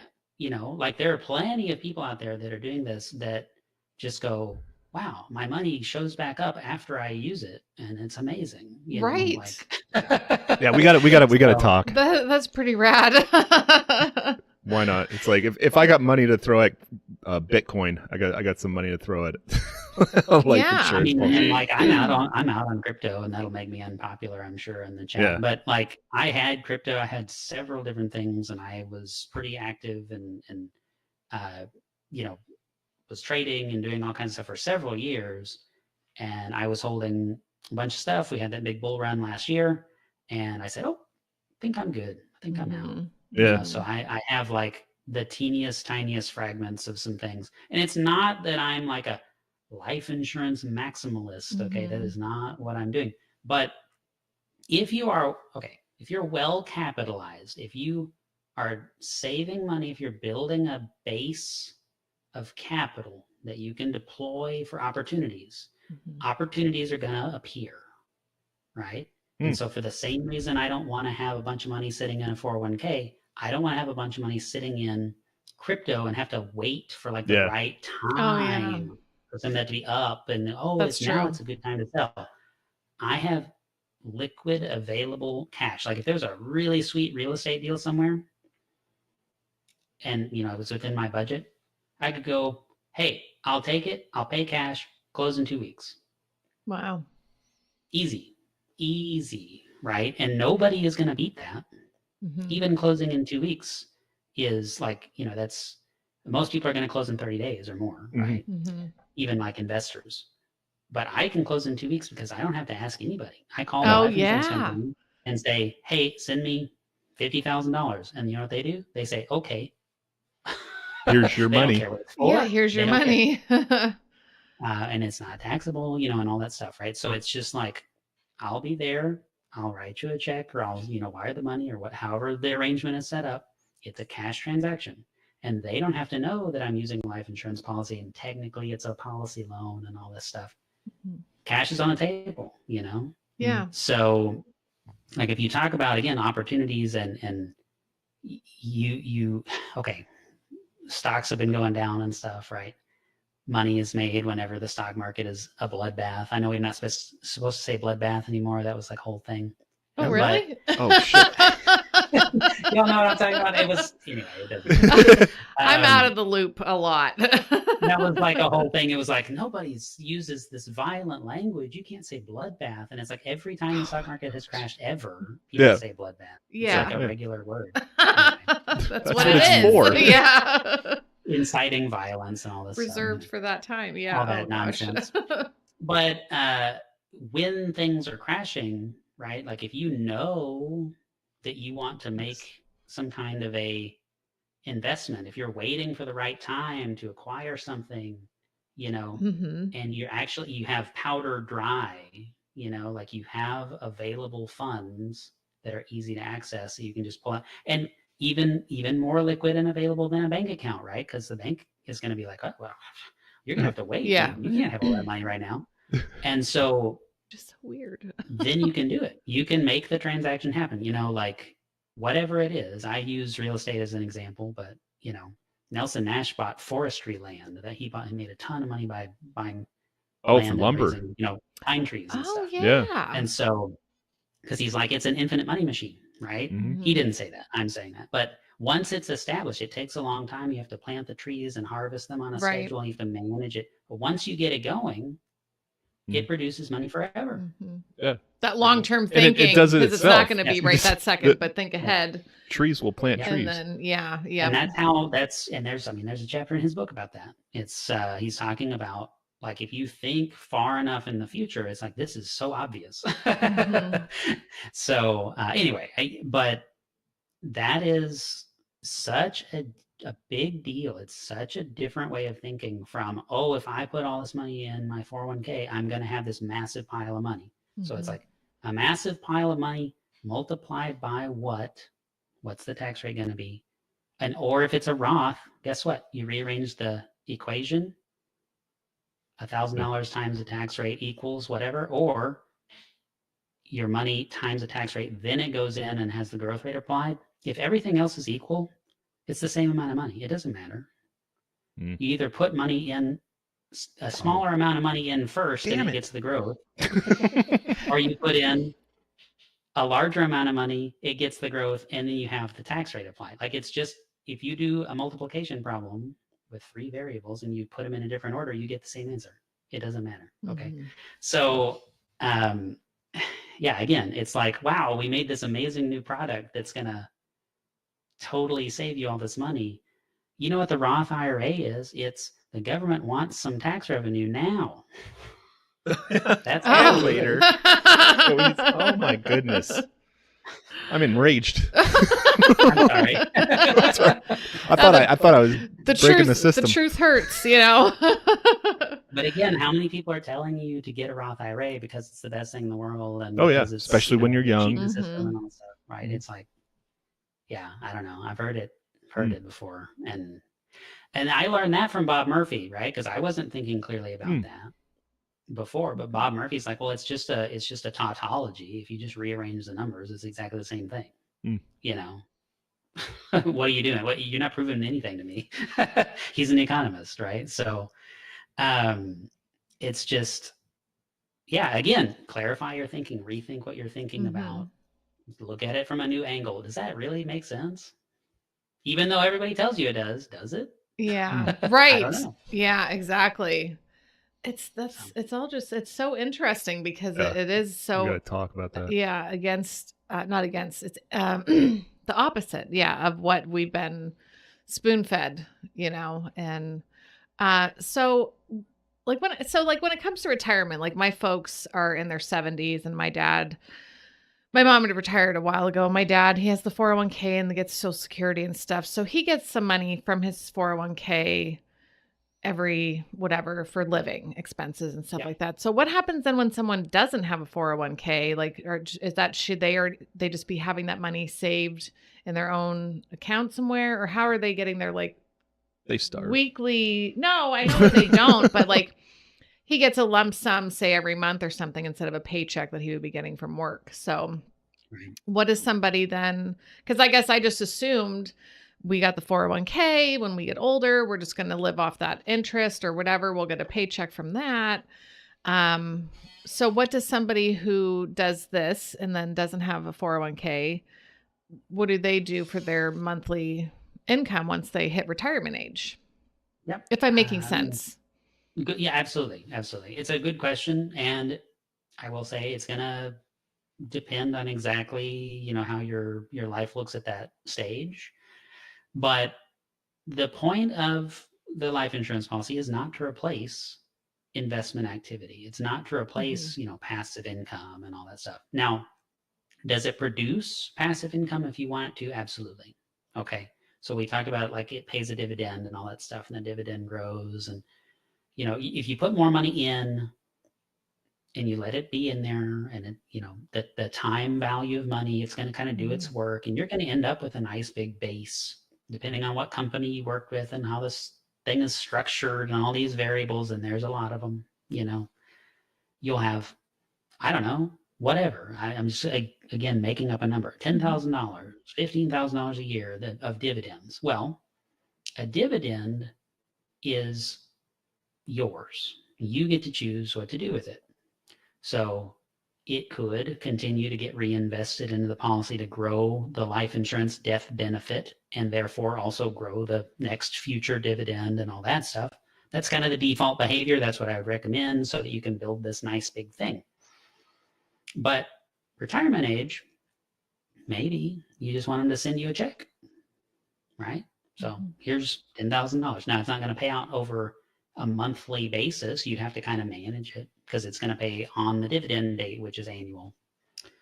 But, you know, okay, here's this big check. Do with it what you will. You can receive dividend checks up to your cost basis tax-free. So any dollar that you've ever put into that policy over the entire history, you can receive it all back later without any tax consequences. So, you know, you put in $100,000 over a huge long time. Well, that's $100,000 of dividends back. Easy, right? Then after that point, you could partially surrender. You can reduce your death benefit in tiny portions and start receiving those as little chunks of income too. And if you do that as a loan, policy loan that you never intend to repay because you're, you know, 80 or whatever age, then guess what? That's not income taxable either. Loans aren't taxable. So you could have a very, very large portion of tax-free income in retirement. And you kind of have to manage how much of that you want to do so that you're still leaving a nest egg to your next generation and whatnot. But I mean, people who really lean into this strategy have astronomical amounts of life insurance, like way beyond what you would ever consume, you know, if you're going all in on this kind of thing. Nelson Nash, again, to bring him up, there's varying reports, but at least 27 life insurance policies on him. And so a lot of life insurance, right?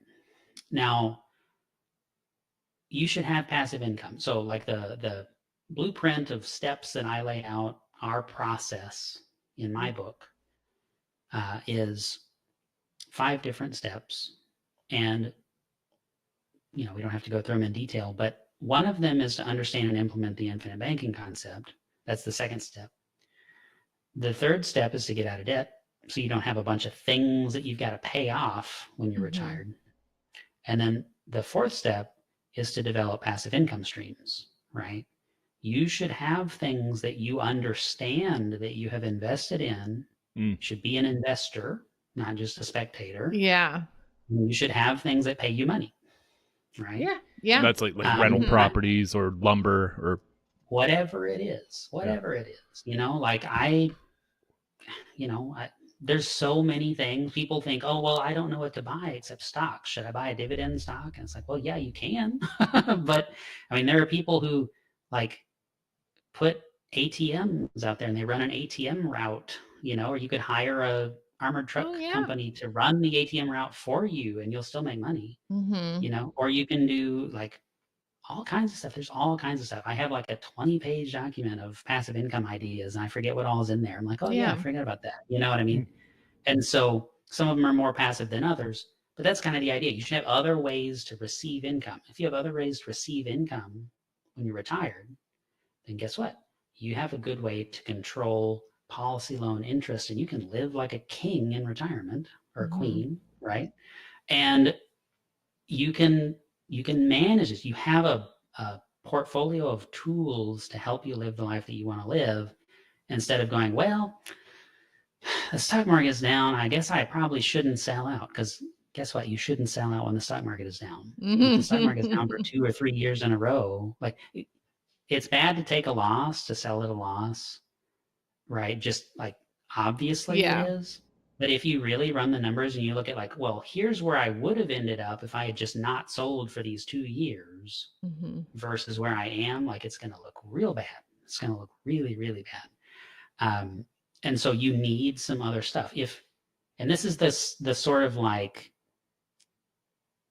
standard financial advice, but I'm willing to sort of acknowledge that life insurance is a good idea, so this is not where I'm at, but somebody who sells life insurance that's just trying to make a commission check, they'll say, oh yeah, you should definitely have some permanent life insurance because that way you'll have something you can tap into when the stock market's down, right? So if nothing else, you could pull some money out of there whenever the stock market crashes, but they still want you to max out your 401k. They still want you to get a Roth. They still want you to put all this into all these other financial products that are real shiny and have these beautiful high rates of return that aren't real. But you should also have life insurance because it's another thing they can sell you and, it's safe money. But it's like, no, that's the thing. That's the key component, Yeah. People just don't understand how powerful that is. And so, I don't care about any of that other stuff. But, so I'm giving a really long kind of nebulous answer to your question, but it's like, depends. It depends on where you want to be, what you're trying to do. What does retirement mean to you? Are you wanting to go on lavish vacations every 3 weeks? Are you wanting to, I don't know, and I don't need to know right now because we're on the air and stuff. Right. We get into those kind of things and I want to build a strategy that's going to fit your life. That's why this is fun. It's not fun necessarily to just click buttons and make life insurance illustrations. Okay. Yeah. But it is fun to give people like a legitimate answer to the question, how am I going to manage my affairs later in life?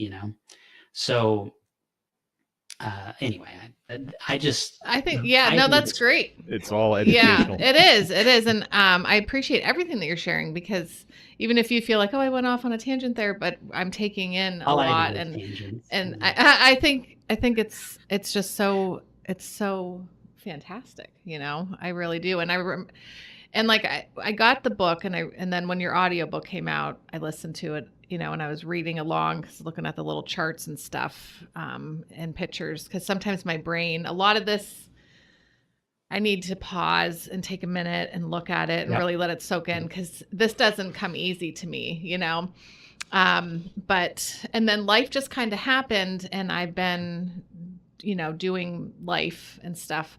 But this is just a great reminder to me that, we really, really need to have a chat. And I think Dave is I'm open. Yeah. A little more, because I read the book and I was like, oh my gosh, we have to talk to Luke right now, and he's like, whatever, babe, But it is like, you're going to have warning bells that go off. And I read about this for 2 years.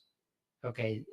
Before I even started talking to agents and stuff and tried to find somebody I wanted to work with, for my first teeny tiny little policy that is, doing its thing. It's just really small. But and that's fine.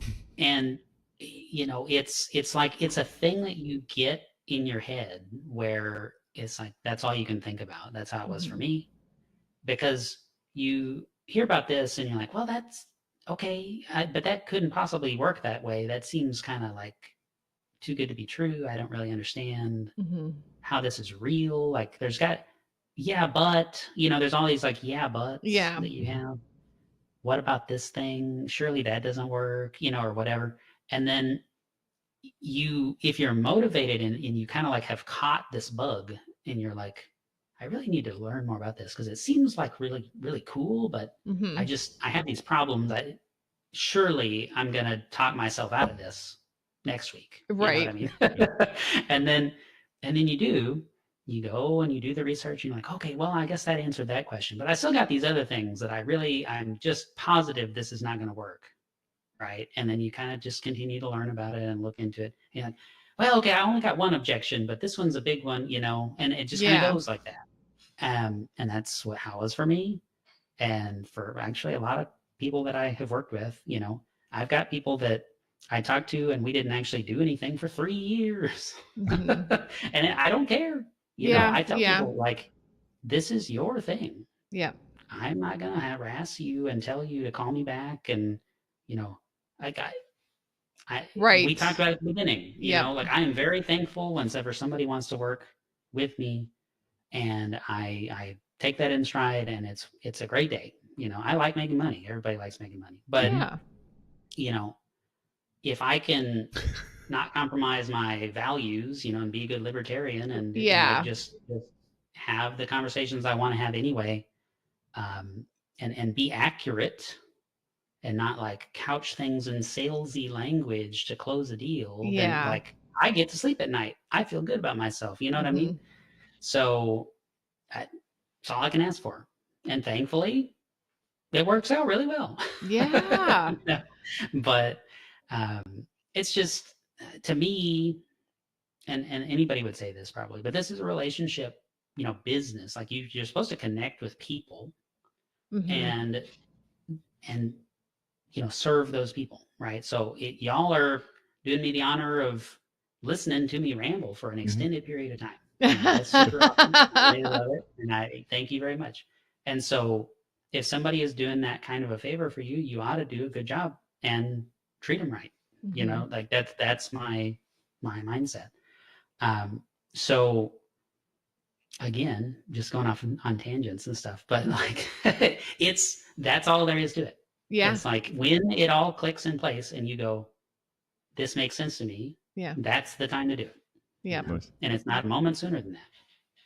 And you planted the seed, and for however long it takes. And maybe for some folks, it never blooms fully, but other people it will. And the process, like you said, is different, lengthwise, Now Some it's getting people late. are in a huge hurry, Yeah. But like that wasn't me. And so I'm not like, sometimes people are, I've been called by people on my team the worst salesperson on the earth. Because I don't, you're supposed to ask for the sale. Got to close the deal. Yeah, you're supposed to just get people to the signing table or whatever. And I say, sleep on it, think about it. I'm not in a hurry. You tell me when you're ready. And I don't. That's great. Up. Yeah. Because I don't want to mess with it. Like I don't have time for that. Yeah. Like, I'm going to annoy you. I don't want to annoy you. Yeah. So I'm my whole entire life is the anti-salesperson. Because I don't want to be that guy. It seems to be working. That's great though. I think that's what I need is like low pressure, someone who's willing to really take the time to listen to me. We take time. Yeah. And answer my questions.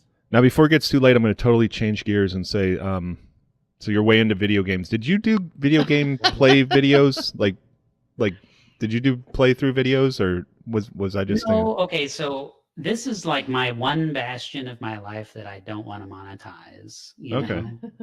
Like, I have a music reaction channel. And that's what it was.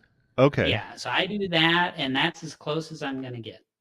So I'll listen to music from a video game that I haven't played before, the music I haven't heard, and like that's kind of fun. I do other music too, like I've never been big into Opeth, so like one of my first big bands that blew up on the channel was Opeth, and so people are like, "Oh, you gotta do this song, you gotta do that," and so I have a whole bunch of Opeth reactions. But that's fun, and I do it, and I love music, and I'm a drummer and stuff, and so nice. That's yeah, we got a drum set right there behind you. I haven't had a drum set in years, but hopefully when we get set up in our other house, we can do that. But but yeah, I mean, so I just love music, and that's fun, and it's kind of quasi gaming.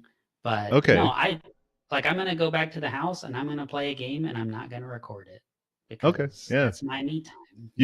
I know you post about games a lot. That must have been what it is. But I remember the music stuff was doing pretty good. What channel is that? It's called Right Man in the Wrong Place. I'm gonna look that up. You might have to type in like "Right Man in the Wrong Place" reactions or music reaction or something. But you'll see it. It's my face. It's sometimes hard to find when they're new. People love that stuff because if you find something that somebody loves, all they want you to do is to really listen to their favorite song. Yeah. Like when you say, "Hey, buddy, listen to this song," and then they talk over it, and that's like the hardest, like devastating. Yeah. That's my favorite song. And I'll be honest, I don't like give false impressions of what my thoughts are on music, but I'm pretty open-minded when it comes to stuff. Like I'll try to find what I like instead of complaining about it. Yeah. And it's been a blast. I really enjoy that channel. It's like 10 times bigger than there it is. The financial channel because it's fun, Yeah. Oh, sure. Yeah. Let's talk about interest rates, or let's listen to, Bandmade from Japan. Yeah. Oh, there it is. On the other one. So when did you start that one? November, I think. So okay. Well, that's excuse fun. me. It's been a little over a year. Oh, is it? Yeah, Okay. So yep. I did November as though that was a long time ago. Same. Yes, yeah, I know. A little over a year. Time is a weird thing. It really is. It throws me off. And I have these kids here that, show me how much time has actually gone by, Oh, my goodness. and I'm like, how are you 10? How are you almost 12, almost 16? Like that just doesn't seem possible. Mm-hmm. How have they, are you 14-year-old? Yeah. You have a 14-year-old? Yeah. Oh yeah. Isn't it strange? I feel like I was just a teenager, I mean, I know I wasn't, but I think, I can kind of remember, this or that, but it's not easy. But he's talking about driving now. Oh my gosh. He's like, I'm studying for the permit test. I'm like, wait, pump the brakes here. Yeah. Terrifying. All of the brakes. Yeah. He's like, I can get my physical to get my permit. I'm like, we need to talk first. And call the insurance company because I don't know what that's going to be. It's gonna hurt. So, and here's, this is another like one of those things. If you read Becoming Your Own Banker, I know we changed topics. Oh, that's fine. I'm sorry, that's my whole life. My whole that's brain fine. is wired about this. Towards the end of the book, he's like, if you have instant access to this huge pile of cash and you've been capitalizing all these policies, like you're years into this, why would you pay for anything except for basic liability car insurance? Yeah. Mm-hmm. Right? Because you're self-insured. What do you think the car insurance company does with the money they're getting? They're putting it in a life insurance policy. Oh my gosh. Bastard. Oh my gosh. Stealing my gains.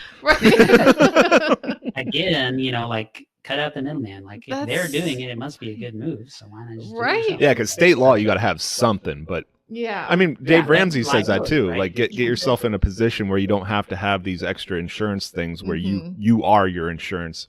And having this, that's, It makes so much sense. Yeah, we got to talk. Yeah. Personally. It's just fun. I mean, so the reason it's called the infinite banking concept, right, is because there's an infinite number of ways that you can use this. It's not, people will be like, oh, it's an infinite money glitch. There was some guy I did a reaction to that was talking about it being like an infinite money thing, and it's like that is not what we're talking about. It is you can look at this from so many different angles, and you'll discover even after years, you'll go, oh my gosh, what if I did this? I have this guy that I work with that was like, what if I sold gift cards, and whenever somebody bought a gift card, I put the money in the policy, and then most people don't use gift cards very fast. So like it could grow or all of it. and then take it out whenever people are redeeming gift cards. And I was like, you're a genius. Wow. It's so, it kind of forces other, leveraging all like, those pennies. Yeah. Right. Other thoughts, opens up a whole new world. Really. That's fun. Yeah. That is. Yeah. I mean, it's crazy.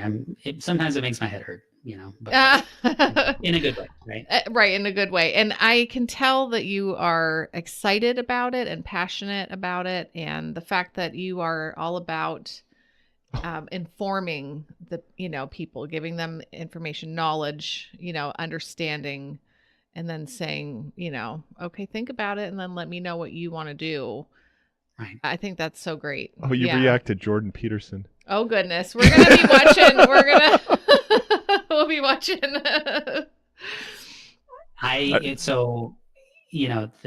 There was this one person on my channel at one point that wanted me to like do all this stuff about what's the guy's name, Tom McDonald, and yeah, he's annoying. I mean, he's all right, but and it was this whole thing. I did a reaction because they paid for it. I accept donations for. Oh, okay. And they wanted me to do this like other guy on a talk show talking about a song that Tom McDonald wrote and all this stuff. And it's like just off the rails on all this stuff. I'd love to do Jordan Peterson stuff, but I've already watched so much of it. He kind of went off the rails, but I loved his biblical series a lot. Yeah, that's how I started. I've watched his Pinocchio, like his course that he taught, talking about the Disney movie Pinocchio and all the stuff in there. That was the first thing I saw of his. I was like, man, this is awesome. But yeah, unfortunately these days it reacts to baby metal. I've seen that before. It's like free views, man. If you start a music. Oh hell yeah! Baby metal. I gotta make some time to make my own channel. Oh, I love it. Oh, but the video game music, man, some of that old 8-bit stuff was just like a magical. Like it's so good. Yeah. It's so good. Yeah. Dragon Warrior 3, the battle themes, the first use of dynamics in the chiptune world, right? So it actually goes down in volume and then climbs back up. It's amazing. It's amazing. Oh, then you get when the beat drops. Yeah. That's so cool. Oh, I mean, we definitely could do a whole show just talking about video games because, I mean, that is my hobby, right? Yes. All the other stuff is all out there. And good for you that you say, like, I'm going to take this for me and not make it a thing, because then it turns into another job, where it's like, I have to do it, but then I gotta have put the to hours do it. Yeah. I'm so glad that you were able to join us tonight, Luke. This was so great getting to talk to you again. All for my birthday. Yeah. Like you commented, I'm like, oh, we should have him on again. Mary loves him. Oh my gosh, yeah. He said, how about Luke? And I'm like, yes. No, that was great. Because we just had so much fun last time and chatting, and we probably did a lot of the same stuff this show as we did last show, but it's good to get it in again for all the new people. And my camera is way better and stuff. Now my microphone is better and stuff. And I'm trying a new platform here. Nobody notices, which is great. It's a little glitchy on OBS, but I think that's OBS's fault, because this stream over here is beautiful. Oh yeah. So, thanks for working with Dave. Yeah, and I knew that you were tech savvy, and I'm like, I can try this with him. Yeah. So how was it to connect? It was pretty simple? Yeah, I mean, for a little bit there, like I guess you had some stuff turned on. Yeah, I had you muted. I saw your mic going, but I've never used it, so. But the latency's great. We're not talking over each other that much. Yeah. No, it's been really good. It's been really good. I would say it looks better being in the meeting than like a Zoom call does, because Zoom, like, I don't know, it's just compresses everything to death. Yeah, it's for a meeting, and we're doing media here. It feels better. This feels better than a Zoom call. Because so I'm a fan. The other show I do is with my friend Alan, and he uses Skype, and Skype's kind of going away. I guess they're going to, I don't know what they're going to. So we're exploring new things, and I'm like, I'm going to test this out and see how this works. And this is I like it. If you feel like taking a trip to Tennessee in May, we're going to go to Tennessee. So if you feel like going to see Dave, it's Alan's show. It's Too Late with Alan Mosley, and Dave's the producer. And so it's a live event, and we have a big fun weekend of hanging out with friends and seeing everybody. And they're going to bring back the live show in the night of the event. So yeah, that'll be fun. Yeah, awesome. It will be. Yeah. Awesome. I don't do a whole lot of traveling. I love driving and just road tripping and stuff, but I have to choose my events very carefully. And, sometimes it's like one thing. Like you're like us, like a homebody. Just we're totally homebodies. This is our trip. In the middle of nowhere. This is our socializing. Very much on purpose. I don't want anybody to know where I am. Yeah. This is our one thing that we never vacationed before, and Dave started producing for the show. It was supposed to be for a couple weeks, and now it's like 4 years later.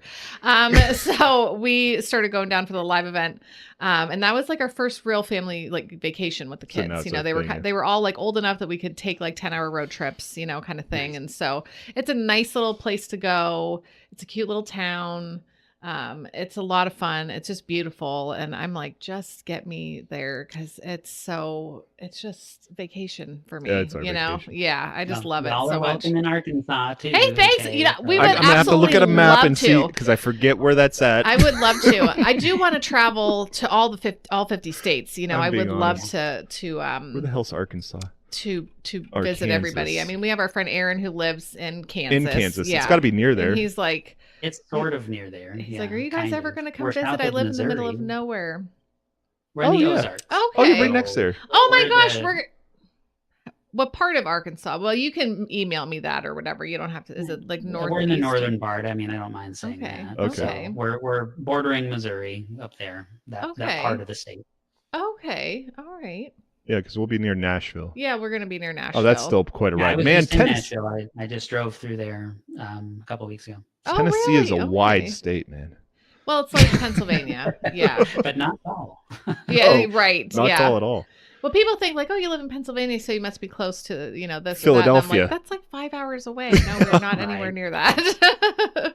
Well, it's like Texas. I mean, True. Oh, that's a whole nother country. Texas. It's like, great. Where do you want to go in Texas? It's going to be 8 hours. The rest of the week. Right. I know. One time I think we had friends that lived like in Austin, and so I'm just like, oh, you must know, you must be near this because it's another major city, and they're like, that's like about a 9-hour drive. I'm like, in the same state.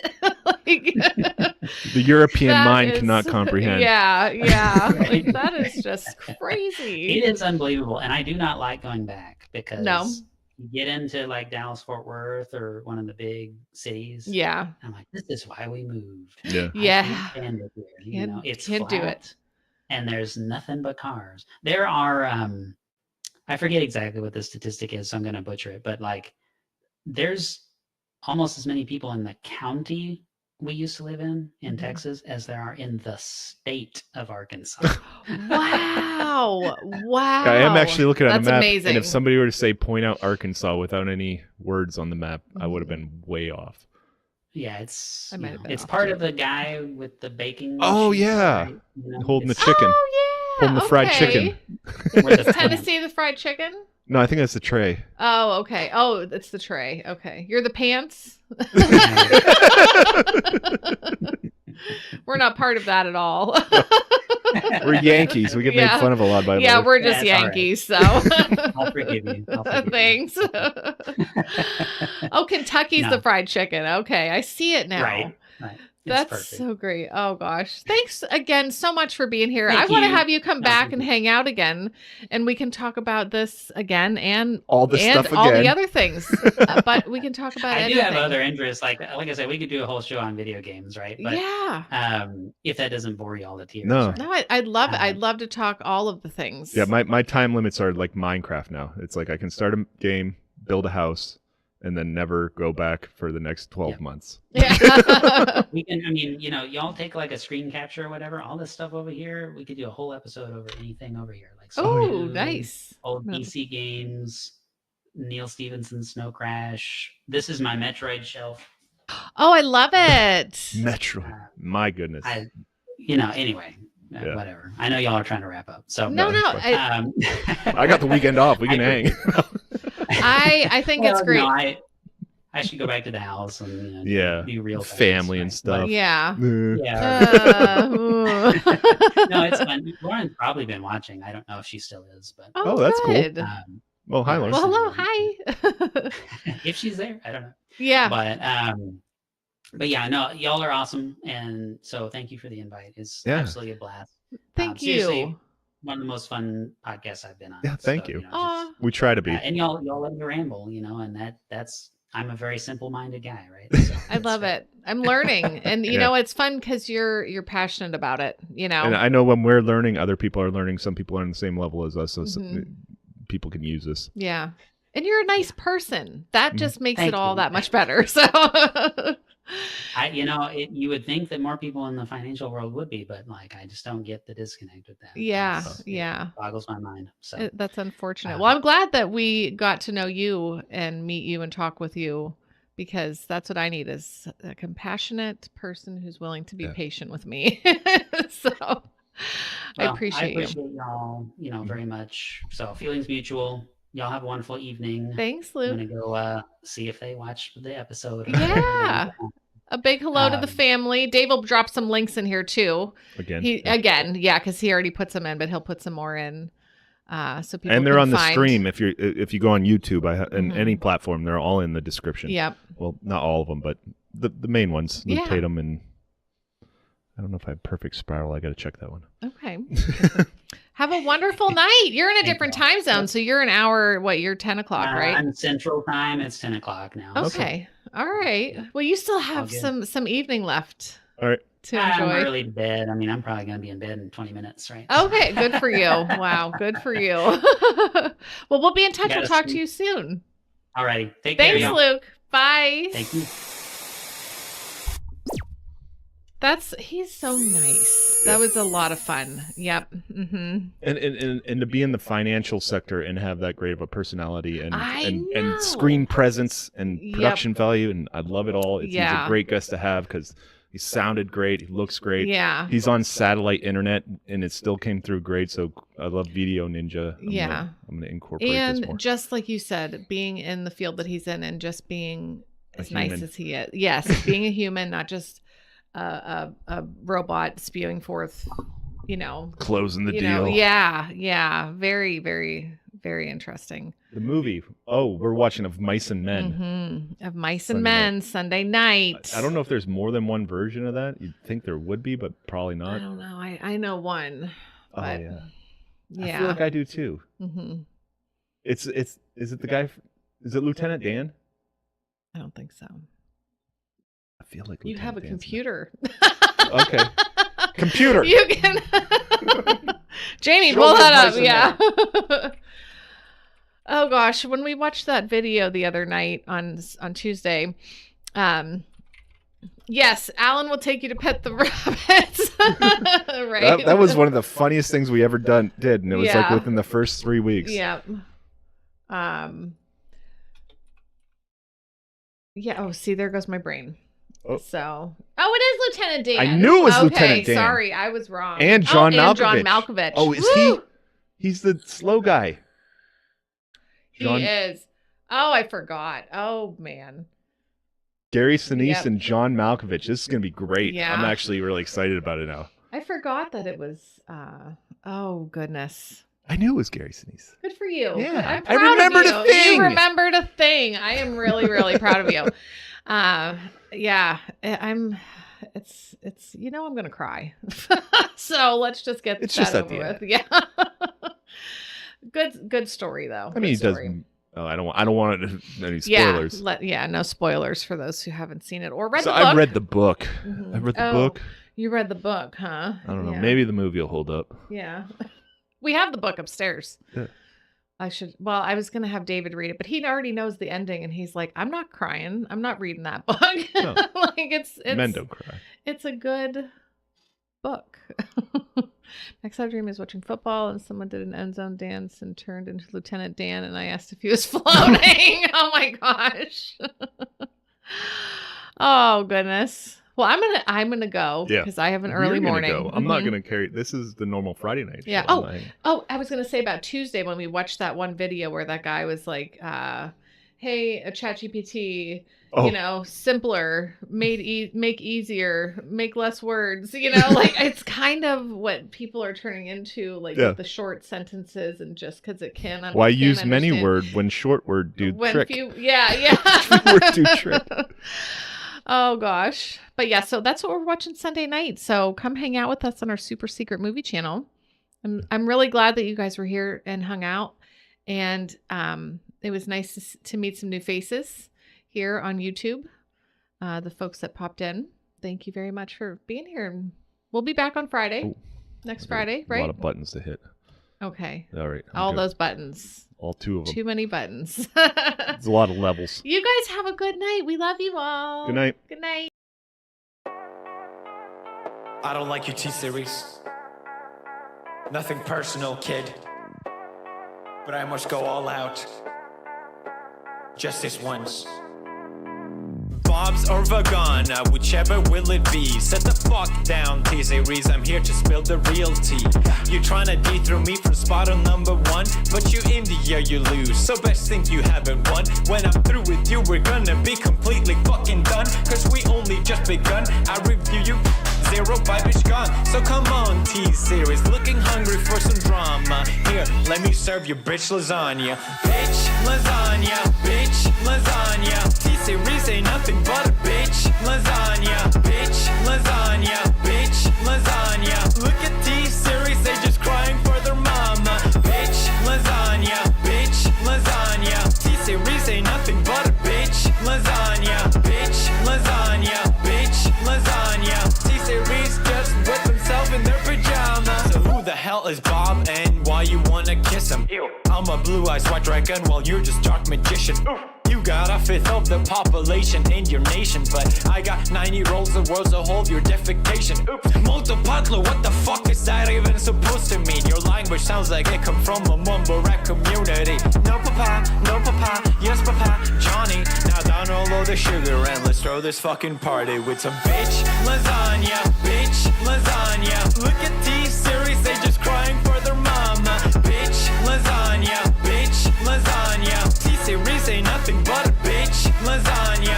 Bitch lasagna, bitch lasagna. Look at T-Series, they just wet in their pajama. Bitch lasagna, bitch lasagna. T-Series ain't nothing but a bitch lasagna.